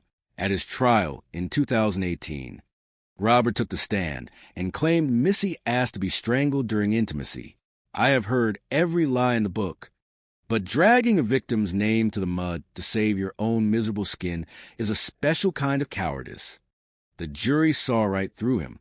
2 hours of deliberation, and he was handed life without parole. Good riddance. But the universe is cruel, and this same tragic story echoed again in Louisiana. Enter Julie Angel Marangey, a stunning, kind-hearted woman who spent her life caring for hospice patients. She wanted nothing more than to be a mother. After a long relationship ended, Julie reconnected with her high school crush, George Dargis Jr. Now, George was a convicted felon who had just finished serving time for narcotics. A lot of people would run the other way. Not Julie. She saw a man who needed saving. They married in 2014, and Julie happily took on his children as her own. But addiction is a greedy master. By 2017, George had relapsed. He was irritable, reckless, and spiraling. Julie tried rehab. She tried patience, but eventually she realized you cannot save someone who refuses to swim. She kicked him out. A few days later, George was arrested after a high-speed chase involving liquid codeine. Julie refused to bail him out. She was done. She was ready to reclaim her life. But George-enabling parents bailed him out on a Friday, claiming he was suicidal. The next morning, December 2nd, deputies responded to 3 separate commercial burglaries. Someone was driving a car straight through the glass fronts of local stores. While police investigated the string of stupidity, George's mother called 911. George had shown up at her house covered in blood, holding a rag, and confessed to killing Julie. Deputies rushed to Julie's home and found a scene straight out of a nightmare. There had been a ferocious, prolonged battle. Julie had defensive wounds on her hands, a broken nose, and multiple fatal wounds. She fought like a lioness for her life, but George butchered her. He then stole her black Chevy Impala to go on his pathetic burglary spree before crashing his car on the interstate heading to New Orleans. Detective Lunsford sat across from this monster in the interrogation room. George tried to cry. He tried to claim it was an accident, that they somehow fell onto the weapons. I tell you, the arrogance of these killers is only matched by their sheer lack of intelligence. You do not accidentally inflict that kind of trauma on a human being. George went to that house because he lost control of his wife, and if he could not have her, nobody would. He pled guilty to second-degree murder and was sentenced to life in prison, leaving behind shattered families and a trail of unimaginable grief. 2 beautiful women, Missy and Julie. They possessed a rare, giving nature. They tried to pour love into empty vessels, and it cost them everything. As a detective, you walk through the aftermath of these violent temper tantrums, and you do your best to speak for those who no longer have a voice. You put the monsters in cages where they belong. It does not bring the victims back, but it ensures these cowards will never steal another life from this world. Humans are peculiar creatures. They kill for the most ridiculous reasons you can possibly imagine, often destroying the very people who offer them nothing but grace. I tell you, a love that's strong does not simply surrender, but sometimes it invites the devil through the front door. It kills everything in its path. Take the case in Montrose, Michigan back in October of 2015. The bride-to-be Mary Hinkle was feeling jittery, but luckily her maid of honor, Melissa Thornton, known as Missy, was there to reassure her. Missy was a 24-year-old woman born on August 29, 1991. She was the youngest of 3, a beautiful soul with big brown eyes who worked in home health care. She spent her life looking after others. She met a man named Robert Propp in July of 2010. Robert was a divorced father who seemed stable. Missy fell for him. They moved in together by the summer of 2012, and by January of 2014, they welcomed a beautiful baby girl. But the facade began to crack. Robert started disappearing. He claimed his auto paint business was demanding, but the truth always finds a way out. By Christmas of 2015, Robert was caught doing lines of cocaine off the dashboard of his truck while children played inside the house. You have to be kidding me. Missy gave him a chance to get clean. But by March of 2016, she'd packed her bags and left. She was rebuilding her life and finding happiness again. Then came the morning of July 6th. The Saginaw Police Department received a frantic call. It was Robert Propp claiming he went to check on Missy and found the back door forced open and Missy unresponsive. Officer Jordan Engelhart arrived and found Robert performing chest compressions on a body that was already cold and stiff. Robert had a fresh black eye and claimed he'd been out drinking with Missy the night before, got into a bar fight, and left her sleeping peacefully at 3 a.m. When detectives arrived, they saw a broken lamp and a room in disarray. The forced entry looked completely staged. We do not believe in coincidences in homicide. Detectives pulled the surveillance footage from the bar. My. The camera showed Robert and Missy having drinks and leaving peacefully. There was no fight. There was no mysterious stranger handing out black eyes. Robert was lying plain and simple.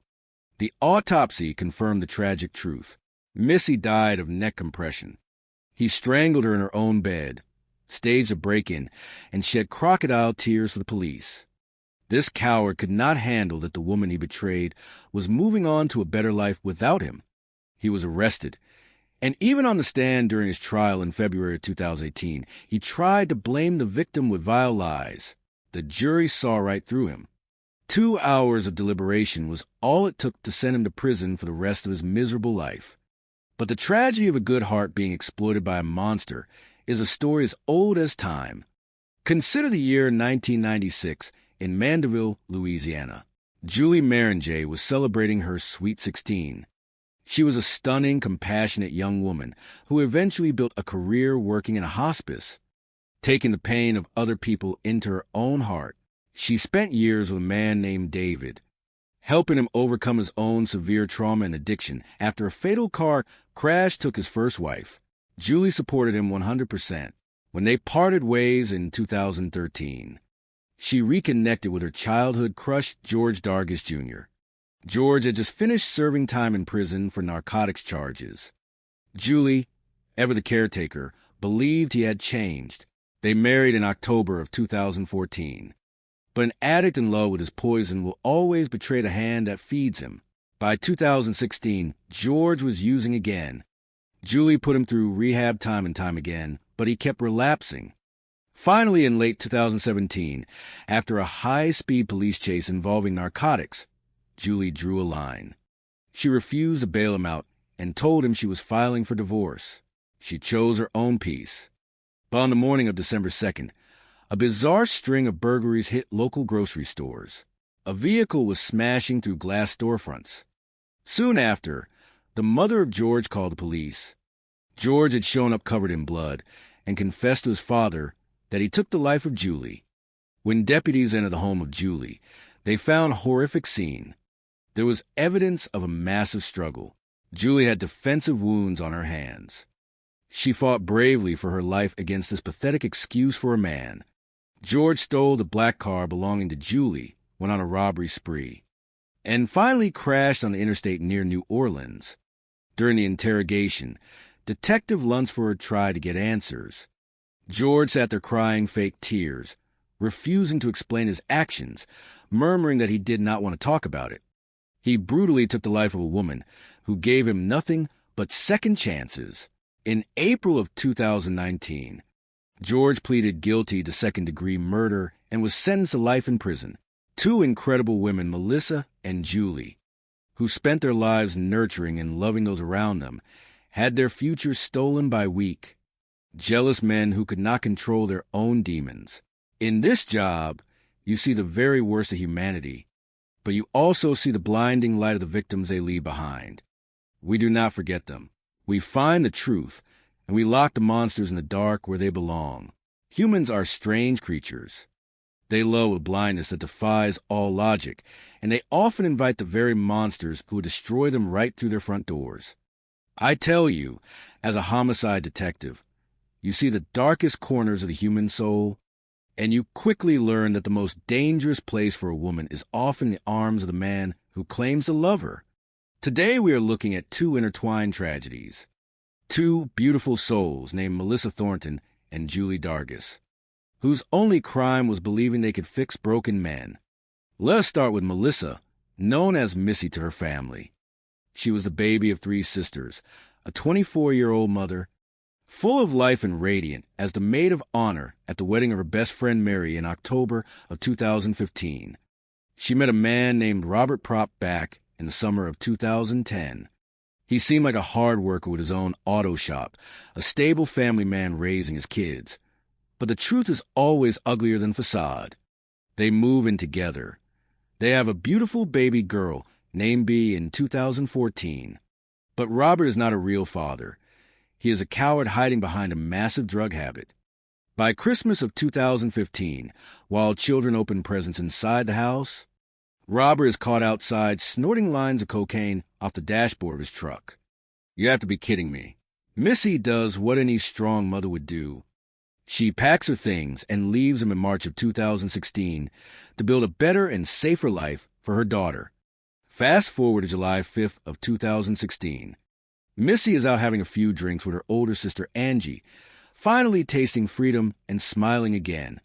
Robert shows up at the bar. He is like a stray dog, unable to stand the sight of her independence. He follows the sisters home. The next morning, at 10:15, the Saginaw police receive a frantic 911 call from Robert claiming he is doing chest compressions on Missy. Officer Jordan Engelhardt arrives and finds Missy cold and stiff on her bed. Robert is putting on a pathetic theatrical performance, crying on the floor. He claims he drove by to check on her, found the back door forced open, and used a crowbar to get inside. But here's the kicker. Robert has a fresh black eye and scratches on his stomach. He tells detectives he got into a bar fight the night before. My. The man cannot even lie well. Detectives pull the surveillance video from the bar. There is no fight, no argument, just Robert quietly leaving. The autopsy report comes back on July 7th. The cause of death for Missy is manual strangulation. The physical damage to her throat was so severe it rubbed against her spine. Robert squeezed the life out of the woman who gave him a child. And when he is finally sitting in a courtroom for his trial in February of 2018, he has the absolute audacity to claim she liked to be choked during intimacy. A desperate, disgusting lie to save his own skin. The jury did not buy it for a single second. They found him guilty of first-degree murder and handed him a sentence of life without parole. But the tragedy does not stop there. Because evil is not a localized event, it destroys everything in its path. We also have the story of Julie, a stunningly beautiful woman who spent her life caring for others, working in a hospice, and trying desperately to become a mother. After a long 10-year relationship ends because she wanted marriage and children, she reconnects with her high school crush, George Dargis Jr. George is a convicted felon who just finished serving time in prison for narcotics charges. Julie looks at a criminal record and sees a rehabilitation project.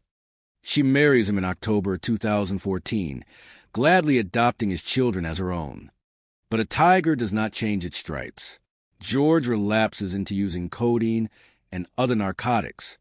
Julie pays for his rehab time and time again, hoping he will change the children, until finally she has had enough. She kicks him out of the house.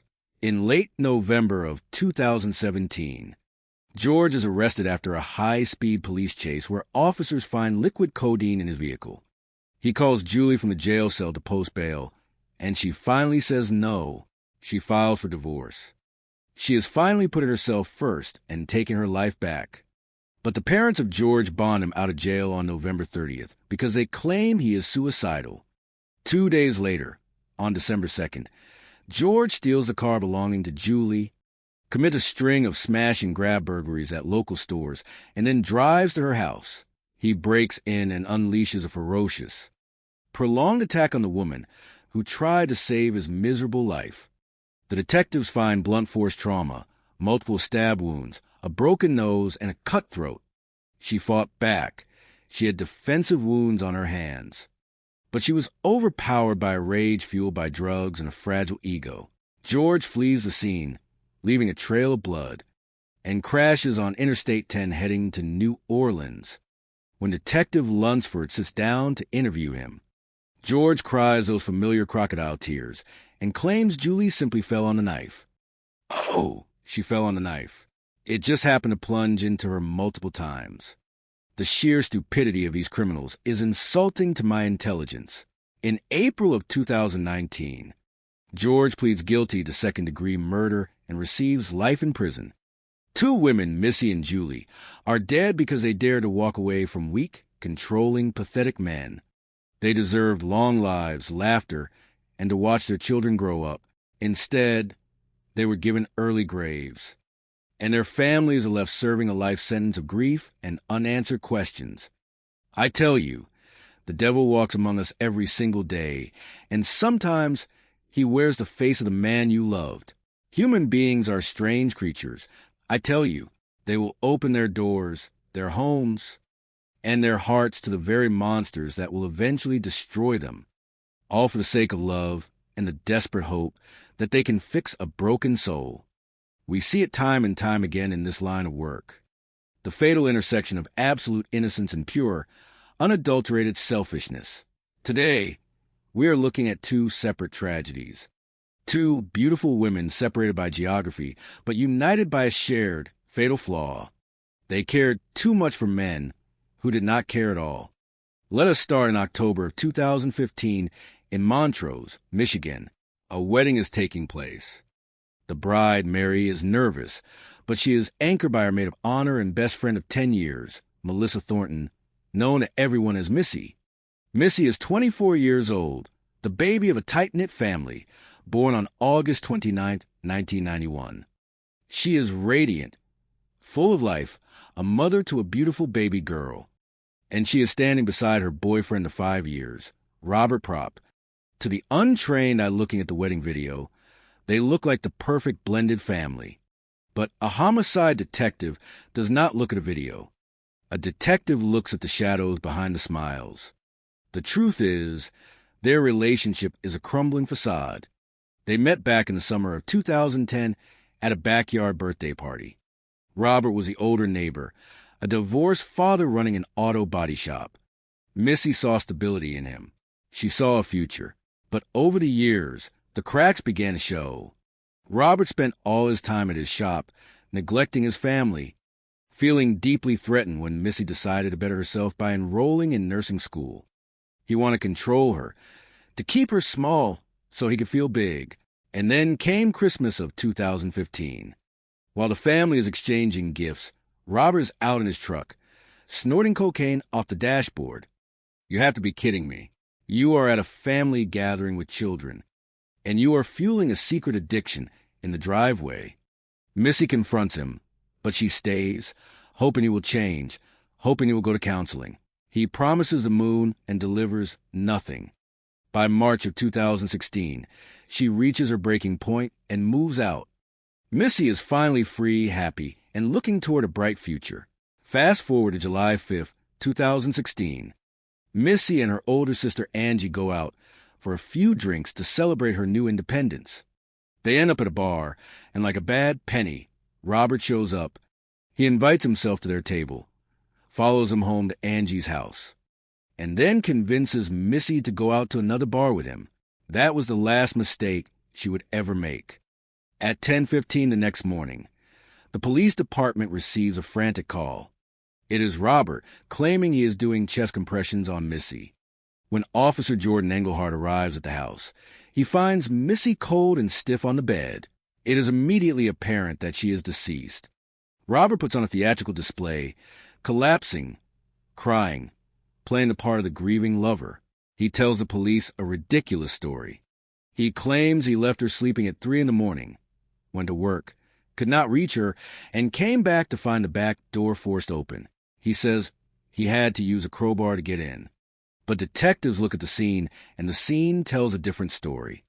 A broken lamp, a room in disarray, signs of violent struggle. The door was forced, sure, but it was staged.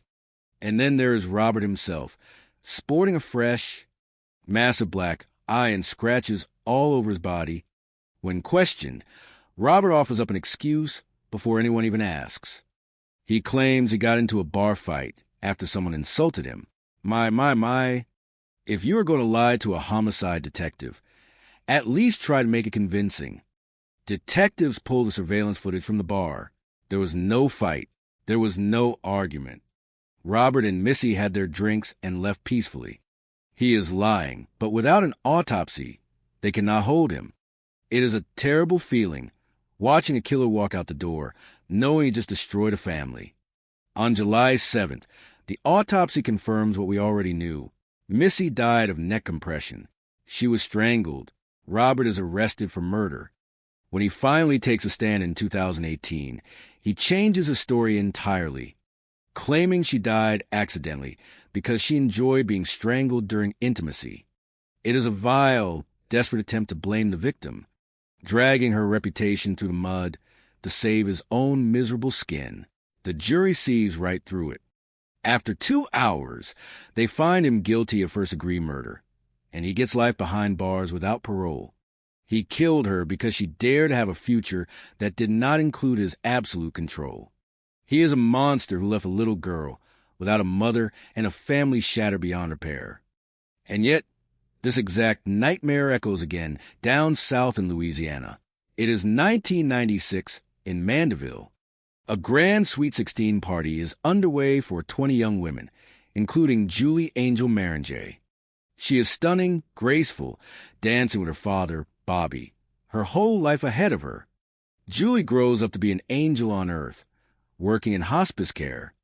Carrying the burdens of the dying in her massive, empathetic heart, she falls in love with a man named David, a widower recovering from a horrific car crash that killed his first wife and left him with severe physical trauma and an addiction to pain medication.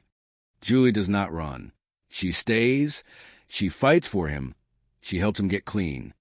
They spend over a decade together before amicably parting ways in 2013.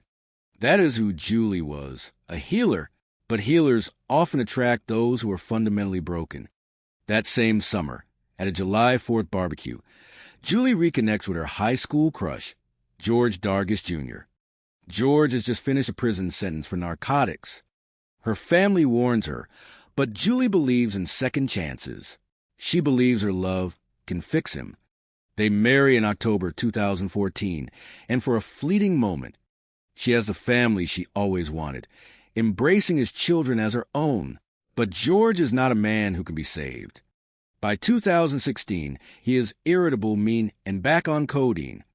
Julie puts him through rehab time and time again, but he keeps relapsing.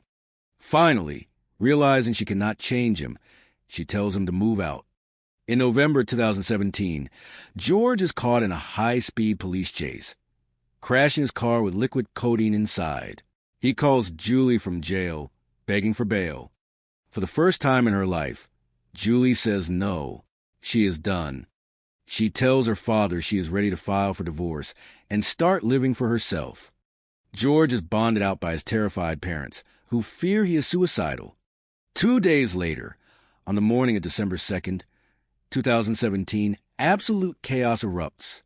Between 5:30 and 7:30 in the morning, a vehicle smashes into multiple storefronts, robbing a grocery store and a dollar store.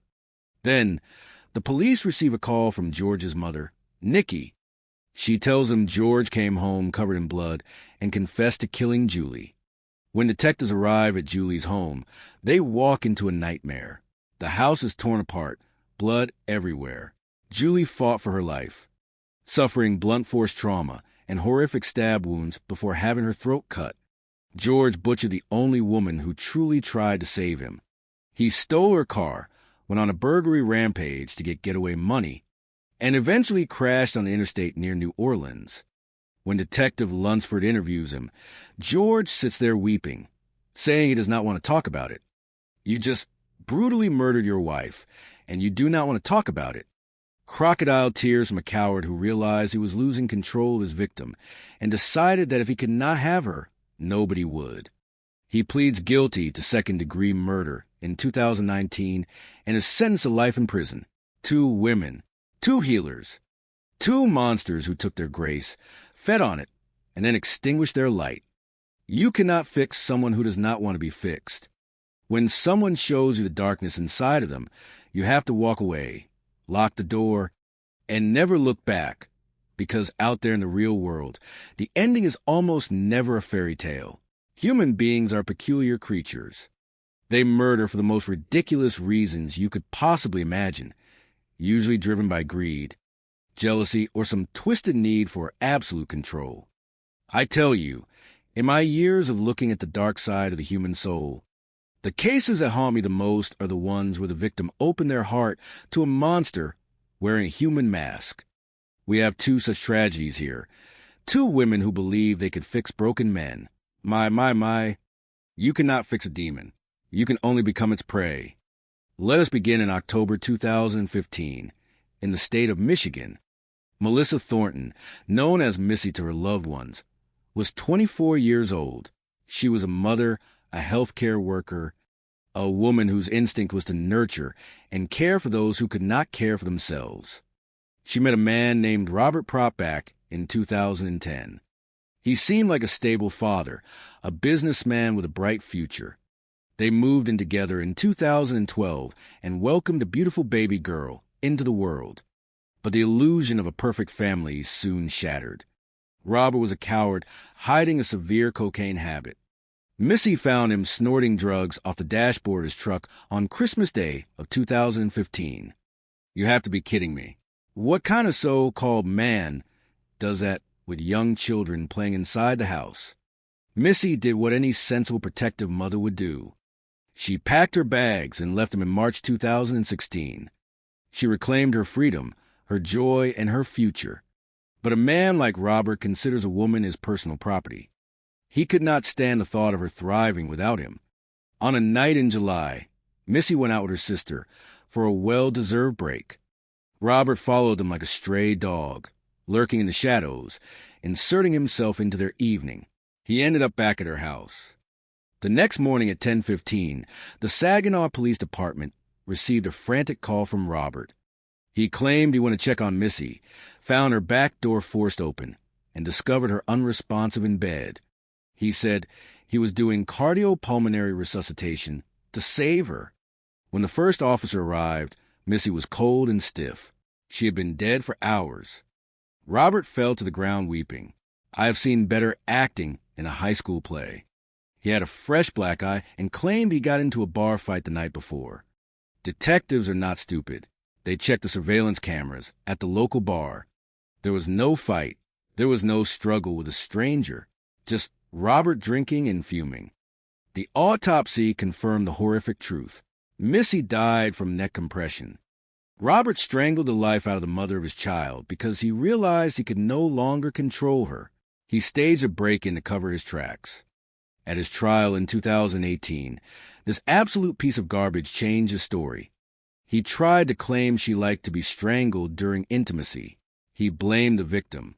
He tried to drag the name of a good woman through the mud to save his own miserable skin. I tell you, the sheer audacity of these killers never ceases to amaze me. The jury saw right through his pathetic lies. First-degree murder. Life without parole. He sits in a cage where he belongs, but a beautiful mother is gone forever. And the tragedy of the Savior complex does not end in Michigan. Down in Louisiana, we find Julie Maringer, a stunning, compassionate woman who worked in a hospice facility. She spent her days surrounding herself with people in physical and emotional pain, offering them comfort and dignity. She was practically an angel on earth.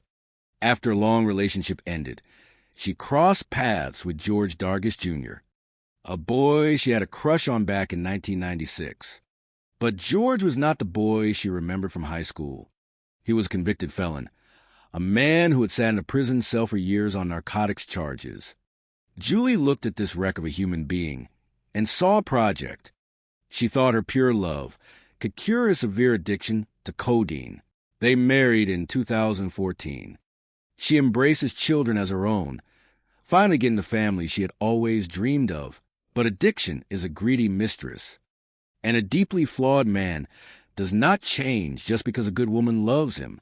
George relapsed over and over again. Julie paid for his rehab, gave him endless chances, and exhausted her own spirit trying to keep him afloat. Finally, in late 2017, she realized a hard truth. You cannot save a drowning man if he insists on pulling you under the water. She kicked him out. Shortly after, George got arrested following a high-speed police chase. When he called her from jail begging for bail money, she refused. She filed for divorce. She was finally taking her own life back. But a man like George, with nothing left to lose, is a walking time bomb. His parents bonded him out on a Friday, and by Saturday morning, he went straight to the house of Julie. The crime scene investigators found was a nightmare of epic proportions.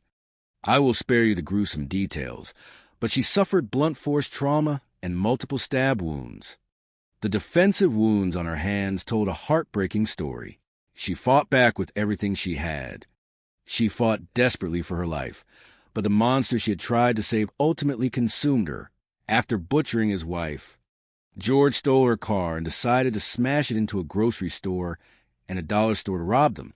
He then drove to the house of his parents, covered in blood, and casually confessed to his father.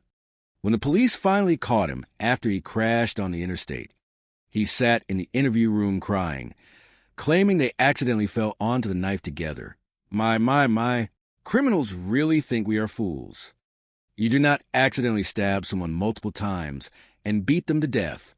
He murdered her in a selfish fit of rage because she dared to walk away from his constant chaos. He pleaded guilty to second-degree murder and was sentenced to life in prison. Two beautiful souls, Missy and Julie. They possessed a rare, profound empathy and a desperate desire to heal the broken men they loved. But empathy without firm boundaries is a dangerous game. They try to pour their bright light into endless black holes, and those holes swallow them whole. The world is a much colder place without them in it. And those two pathetic men are exactly where they deserve to be, locked away in the dark, with nothing but the memory of the incredible women they destroyed. It makes you wonder about the very nature of evil. It does not always hide in the shadows of a dark alleyway. Sometimes it sits right across from you at the dinner table, smiling, holding your hand, and patiently waiting for the perfect moment to strike. Humans are curious creatures. They kill for the most ridiculous reasons you can imagine, driven by jealousy, greed, or the simple, pathetic inability to control their own twisted urges. I tell you, in my years of looking into the hollow eyes of killers, I have learned one absolute truth. Darkness does not always announce itself. Sometimes it knocks on your door with a friendly smile, hiding behind the facade of a charming neighbor or a reformed high school crush. This is the story of two bright lights. Two women whose only mistake was having hearts too big for the men who claimed to love them. Let us begin in Montrose, Michigan, in the year 2015. Melissa Thornton, known to everyone as Missy, was a 24-year-old maid of honor at the wedding of her best friend, Mary. Missy was a beautiful, nurturing soul with big brown eyes, the youngest of three incredibly close sisters. She had built a life dedicated to caring for others as a healthcare provider. She was the kind of person who brought warmth into every room she entered. But lurking in the background of that joyful wedding video was her boyfriend, Robert Propp. They had met 5 years earlier in 2010 at a backyard barbecue. He was the older neighbor, a divorced father who owned an auto body shop. To young Missy, he represented stability and maturity. Well, my. If only she knew what was truly hiding behind that mature exterior. They moved in together in 2012, and by 2014, they welcomed a beautiful daughter named Bee. Missy was glowing, a natural mother. But Robert, he was a different story. He started vanishing for days, claiming his business kept him working 24 hours a day, 7 days a week. You have to be kidding me. Nobody works that much without a hidden agenda. The truth came crashing down on Christmas Day, 2015. While the house was full of children and holiday cheer, Robert slipped out to his truck.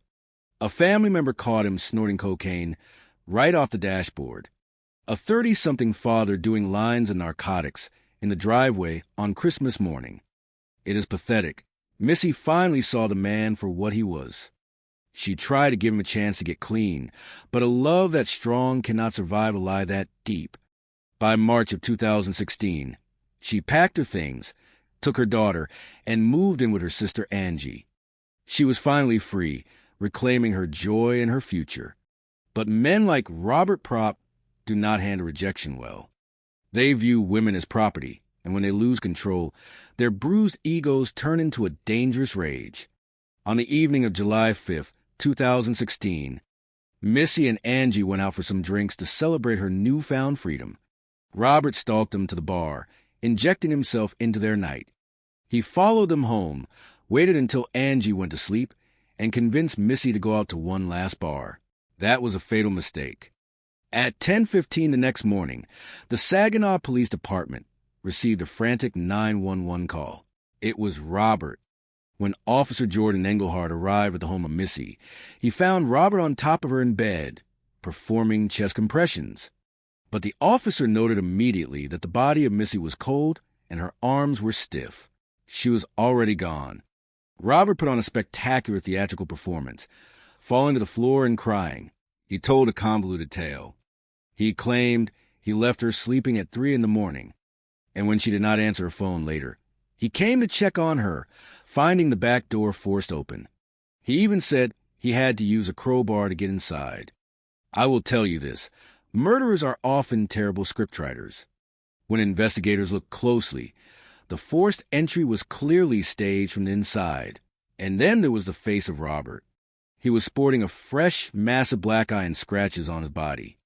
Without even being asked, this genius offered an explanation, claiming he got punched by a stranger at the bar the night before. Detectives pulled the surveillance video from that bar.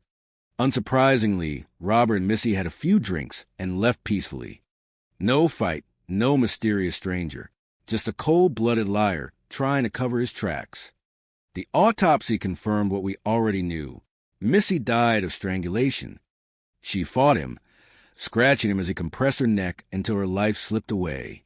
Robert Propp was arrested on July 7th.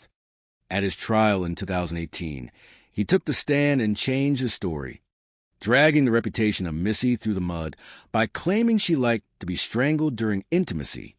It is a despicable, cowardly tactic to blame the victim for their own murder. The jury saw right through it. It took them 2 hours to find him guilty of first-degree murder. He was sentenced to life without parole. He killed her simply because she dared to build a future that did not include him. But tragically, Missy is not the only woman to fall victim to the toxic combination of addiction and a fragile male ego.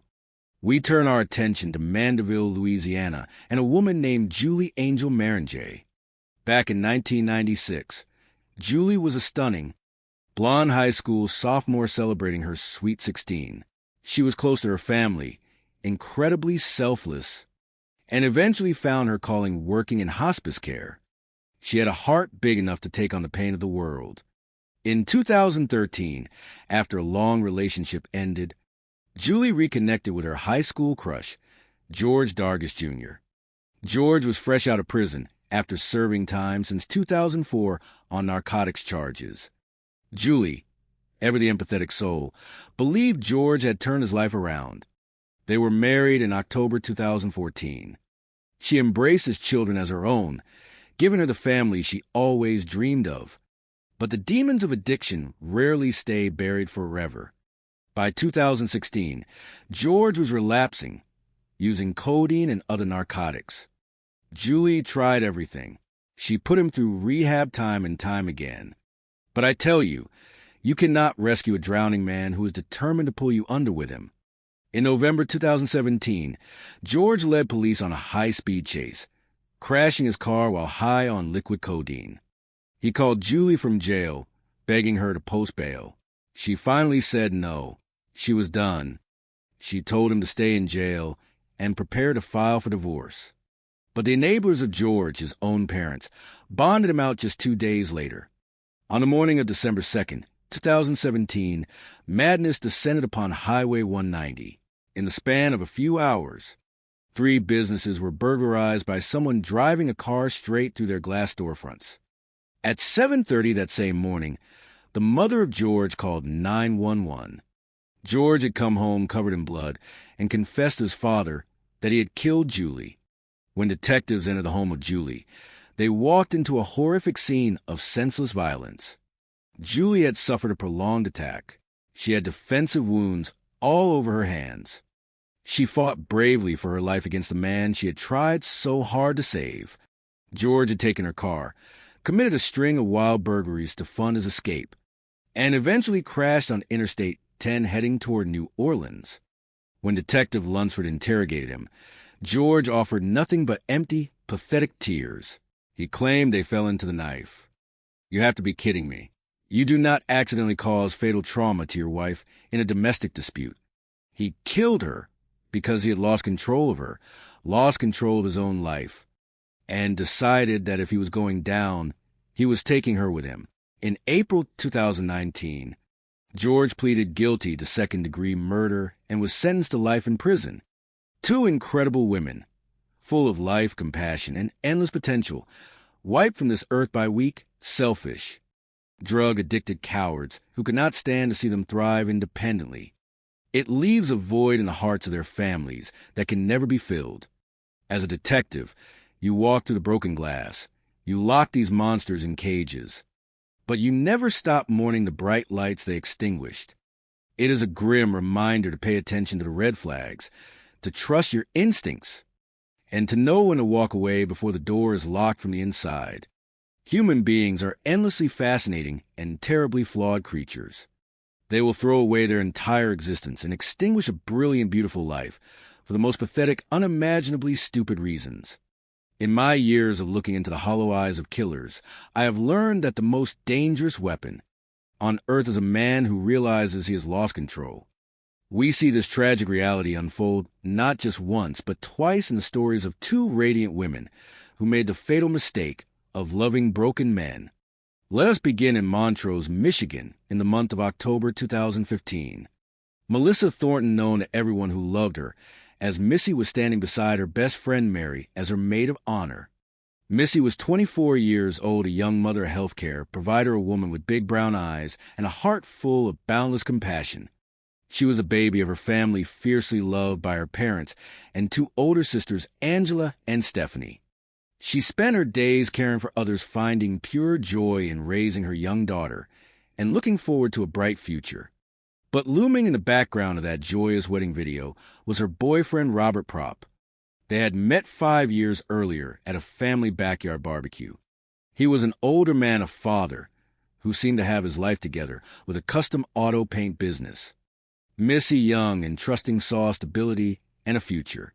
My, if only she had a crystal ball. By the time they moved in together in 2012, the facade began to crack.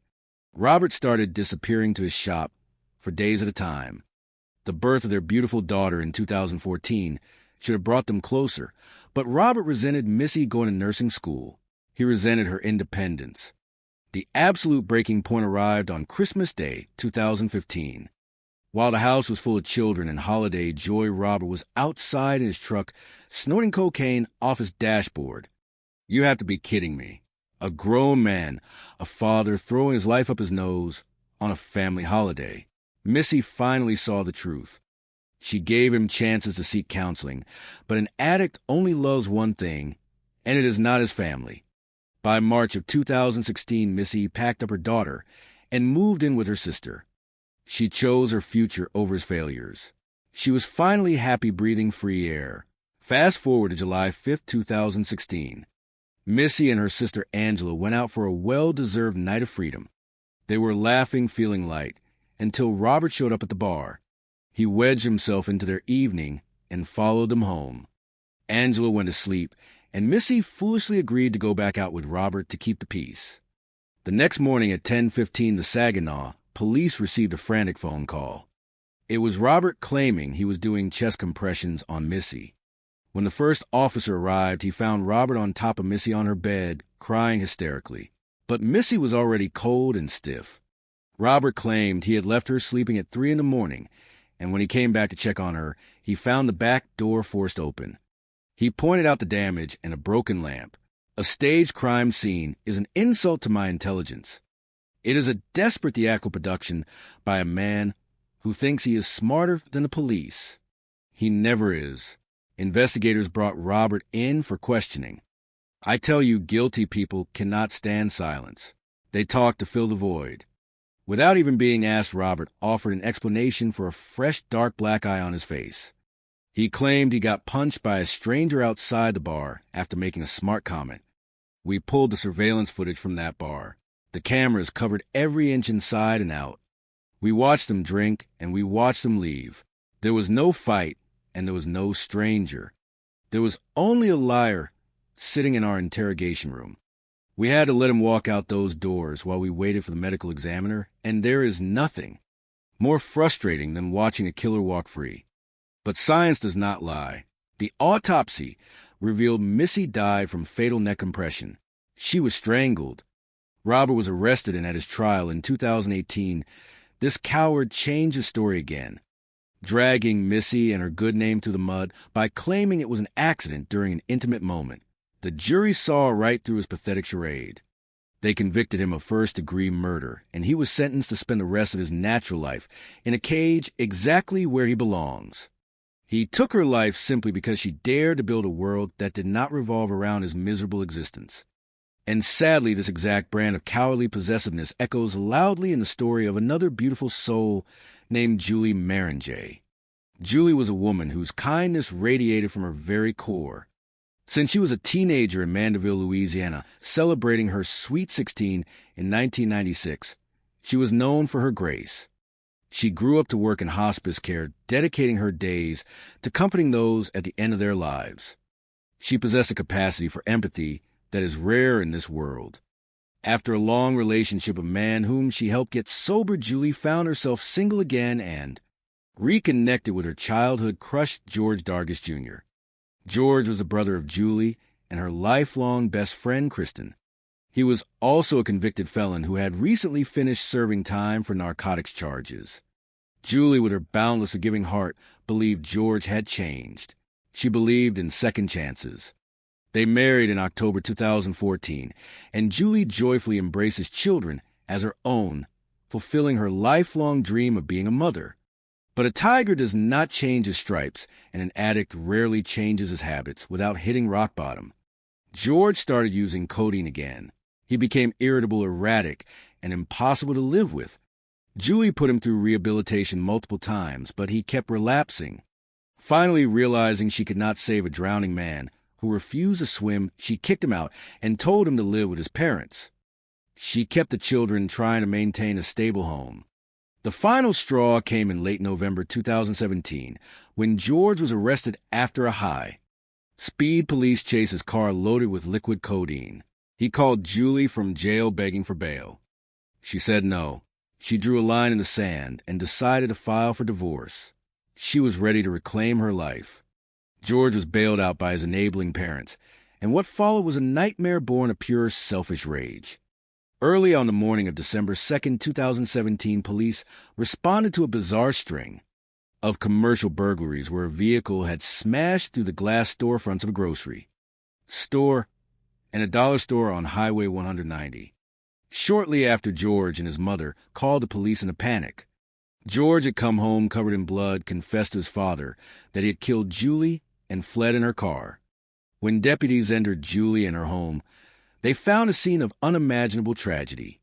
The house was torn apart, a silent witness to Julie and her desperate fight for her life. She had defensive wounds on her hands. She fought him with everything she had, but the brutal force was too severe. It takes a profound, deep-seated hatred to inflict that kind of damage on a woman who only ever tried to heal you. George stole her car, used it to commit those smash-and-grab burglaries to fund his pathetic escape, and eventually crashed on the interstate near New Orleans. When detectives finally sat across from him in the interrogation room, George tried to play the victim. When asked how Julie was fatally wounded, he muttered that they fell into each other. You have to be kidding me. Knives do not magically guide themselves into vital organs by accident. He sat there and cried his fake tears, claiming he did not want to talk about it. He butchered a woman who was considered family by his own parents, a woman who loved his children all, because he could not stand the fact that she was strong enough to walk away from his toxic chaos. In April 2019, George Dargis Jr. pleaded guilty to second-degree murder and was handed a life sentence. Two women, two beautiful, nurturing, radiant women who dedicated their lives to caring for others. They both made the fatal error of believing their love could fix broken men. But you cannot love the violence out of Predator, and you cannot fix a man who uses control as a substitute for character. These men were not driven by passion. They were driven by a pathetic, terrifying cowardice. They sit in their concrete cells today, forgotten by the world, while the memories of Missy Thornton and Julie Dargis live on in the hearts of the children and families who will mourn them until the end of time. That is the brutal, unforgiving reality of human nature. Humans are strange creatures. They kill for the most ridiculous reasons you can imagine, driven by petty jealousies and a pathetic need to control what they cannot have. I tell you, when you look into the abyss of human nature long enough, you start to see the same ugly patterns repeating themselves, usually masked behind the illusion of a perfect family or a desperate second chance. Take the case of Melissa Thornton, known to her family as Missy. Born in 1991, she was a vibrant young woman, the baby of a close-knit family in Michigan, a girl with big brown eyes and a trusting soul. She had a heart big enough to dedicate her life to home health care, looking after those who could not look after themselves. In the summer of 2010, she crossed paths with Robert Propp, a man who seemed to offer stability. He was older, ran his own auto shop, and presented the picture of a devoted father. Missy fell in love, moved in with him, and gave birth to a beautiful daughter in 2014. But the facade soon began to crack under the weight of reality. Robert was married to his business and, more devastatingly, to cocaine. By Christmas of 2015, the secret was completely out, with Robert snorting lines off his dashboard right outside a family gathering. You have to be kidding me. Missy gave him a chance to clean up, but addicts rarely change without hitting rock bottom. And Robert was incredibly comfortable in his descent. She finally found the courage to leave him in March of 2016, moving out to build a brighter, independent future for herself and her daughter. She was finally happy, finally free. But a man like Robert Propp cannot stand to see his property walk away. On the morning of July 6, 2016, police received an erratic phone call from Robert claiming he went to check on Missy and found the back door forced open and her unresponsive in bed. When officers arrived, Robert was on top of her, performing chest compressions on a woman who was already cold and stiff. The scene was utterly staged, a desperate theatrical performance by a guilty mind. Robert sported a fresh black eye, which he conveniently explained away as a result of a bar fight the night before, when he had drinks with Missy and her sister. Well, my. Liars always over-explain. Detectives pulled the surveillance footage from that bar. There was no fight. There was no altercation. Just Robert lying through his teeth. The autopsy confirmed the tragic truth. Missy did not die of some mysterious nighttime ailment. She died of strangulation. Robert was arrested, and at his trial in 2018, this coward changed his tune, claiming she enjoyed being choked during intimacy. A disgusting, vile attempt to slander the woman he murdered just to save his own skin. It did not work. The jury saw right through his pathetic charade and handed him life without parole. A fitting cage for a man who snuffed out a bright light out of pure jealousy. But lightning does strike twice in the world of homicide, often with eerie similarities.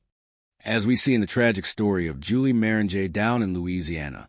Julie was another beautiful soul, a woman who radiated kindness from the time she was a high school sophomore celebrating her Sweet 16 in 1996. She was the kind of person who absorbed the pain of others, dedicating her career to hospice care. After a decade-long relationship with a man she patiently helped through severe addiction and trauma, Julie found herself single again and crossed paths with her high school crush, George Dargis Jr.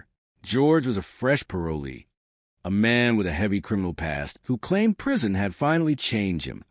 Julie, ever the caretaker, believed in him, believing that everyone deserved a second chance, and they married in 2014. For a brief moment, she had the family she always wanted, taking his children in as her very own. But the demon of addiction is a persistent shadow. George slipped back into using narcotics. Julie tried to save him, putting him through rehab multiple times. But you cannot save a drowning man who refuses to swim. In November of 2017, George was arrested after a high-speed chase with drugs in his car. Finally exhausted, Julie refused to bail him out, drawing a line in the sand and preparing to file for divorce so she could finally focus on her own well-being. But George's parents bonded him out on a Friday, fearing he was suicidal. The next morning, December 2nd, the police were chasing a ghost driving Julie's stolen car on a reckless burglary spree, smashing into storefronts. Back at Julie's home, deputies found a scene of absolute horror. Julie was dead in her kitchen, having suffered a ferocious and cowardly attack. She fought back. She fought for her life, but the sheer brutality of her husband overwhelmed her. When authorities finally apprehended George after a car crash, he had the audacity to sit in an interrogation room, shedding crocodile tears, claiming that they had struggled and simply fallen on the weapon. I tell you, the arrogance of a killer knows no bounds. He tried to minimize his actions, playing the victim, refusing to talk about the brutal reality he inflicted on the woman who gave him absolutely everything. He could not handle the fact that she was leaving him, that she was no longer his enabler. So he destroyed her. George pled guilty in 2019, trading his freedom for a life sentence. Two monsters, two different states, bound by the exact same pathetic weakness. They could not possess these incredible women, so they took them away from the world.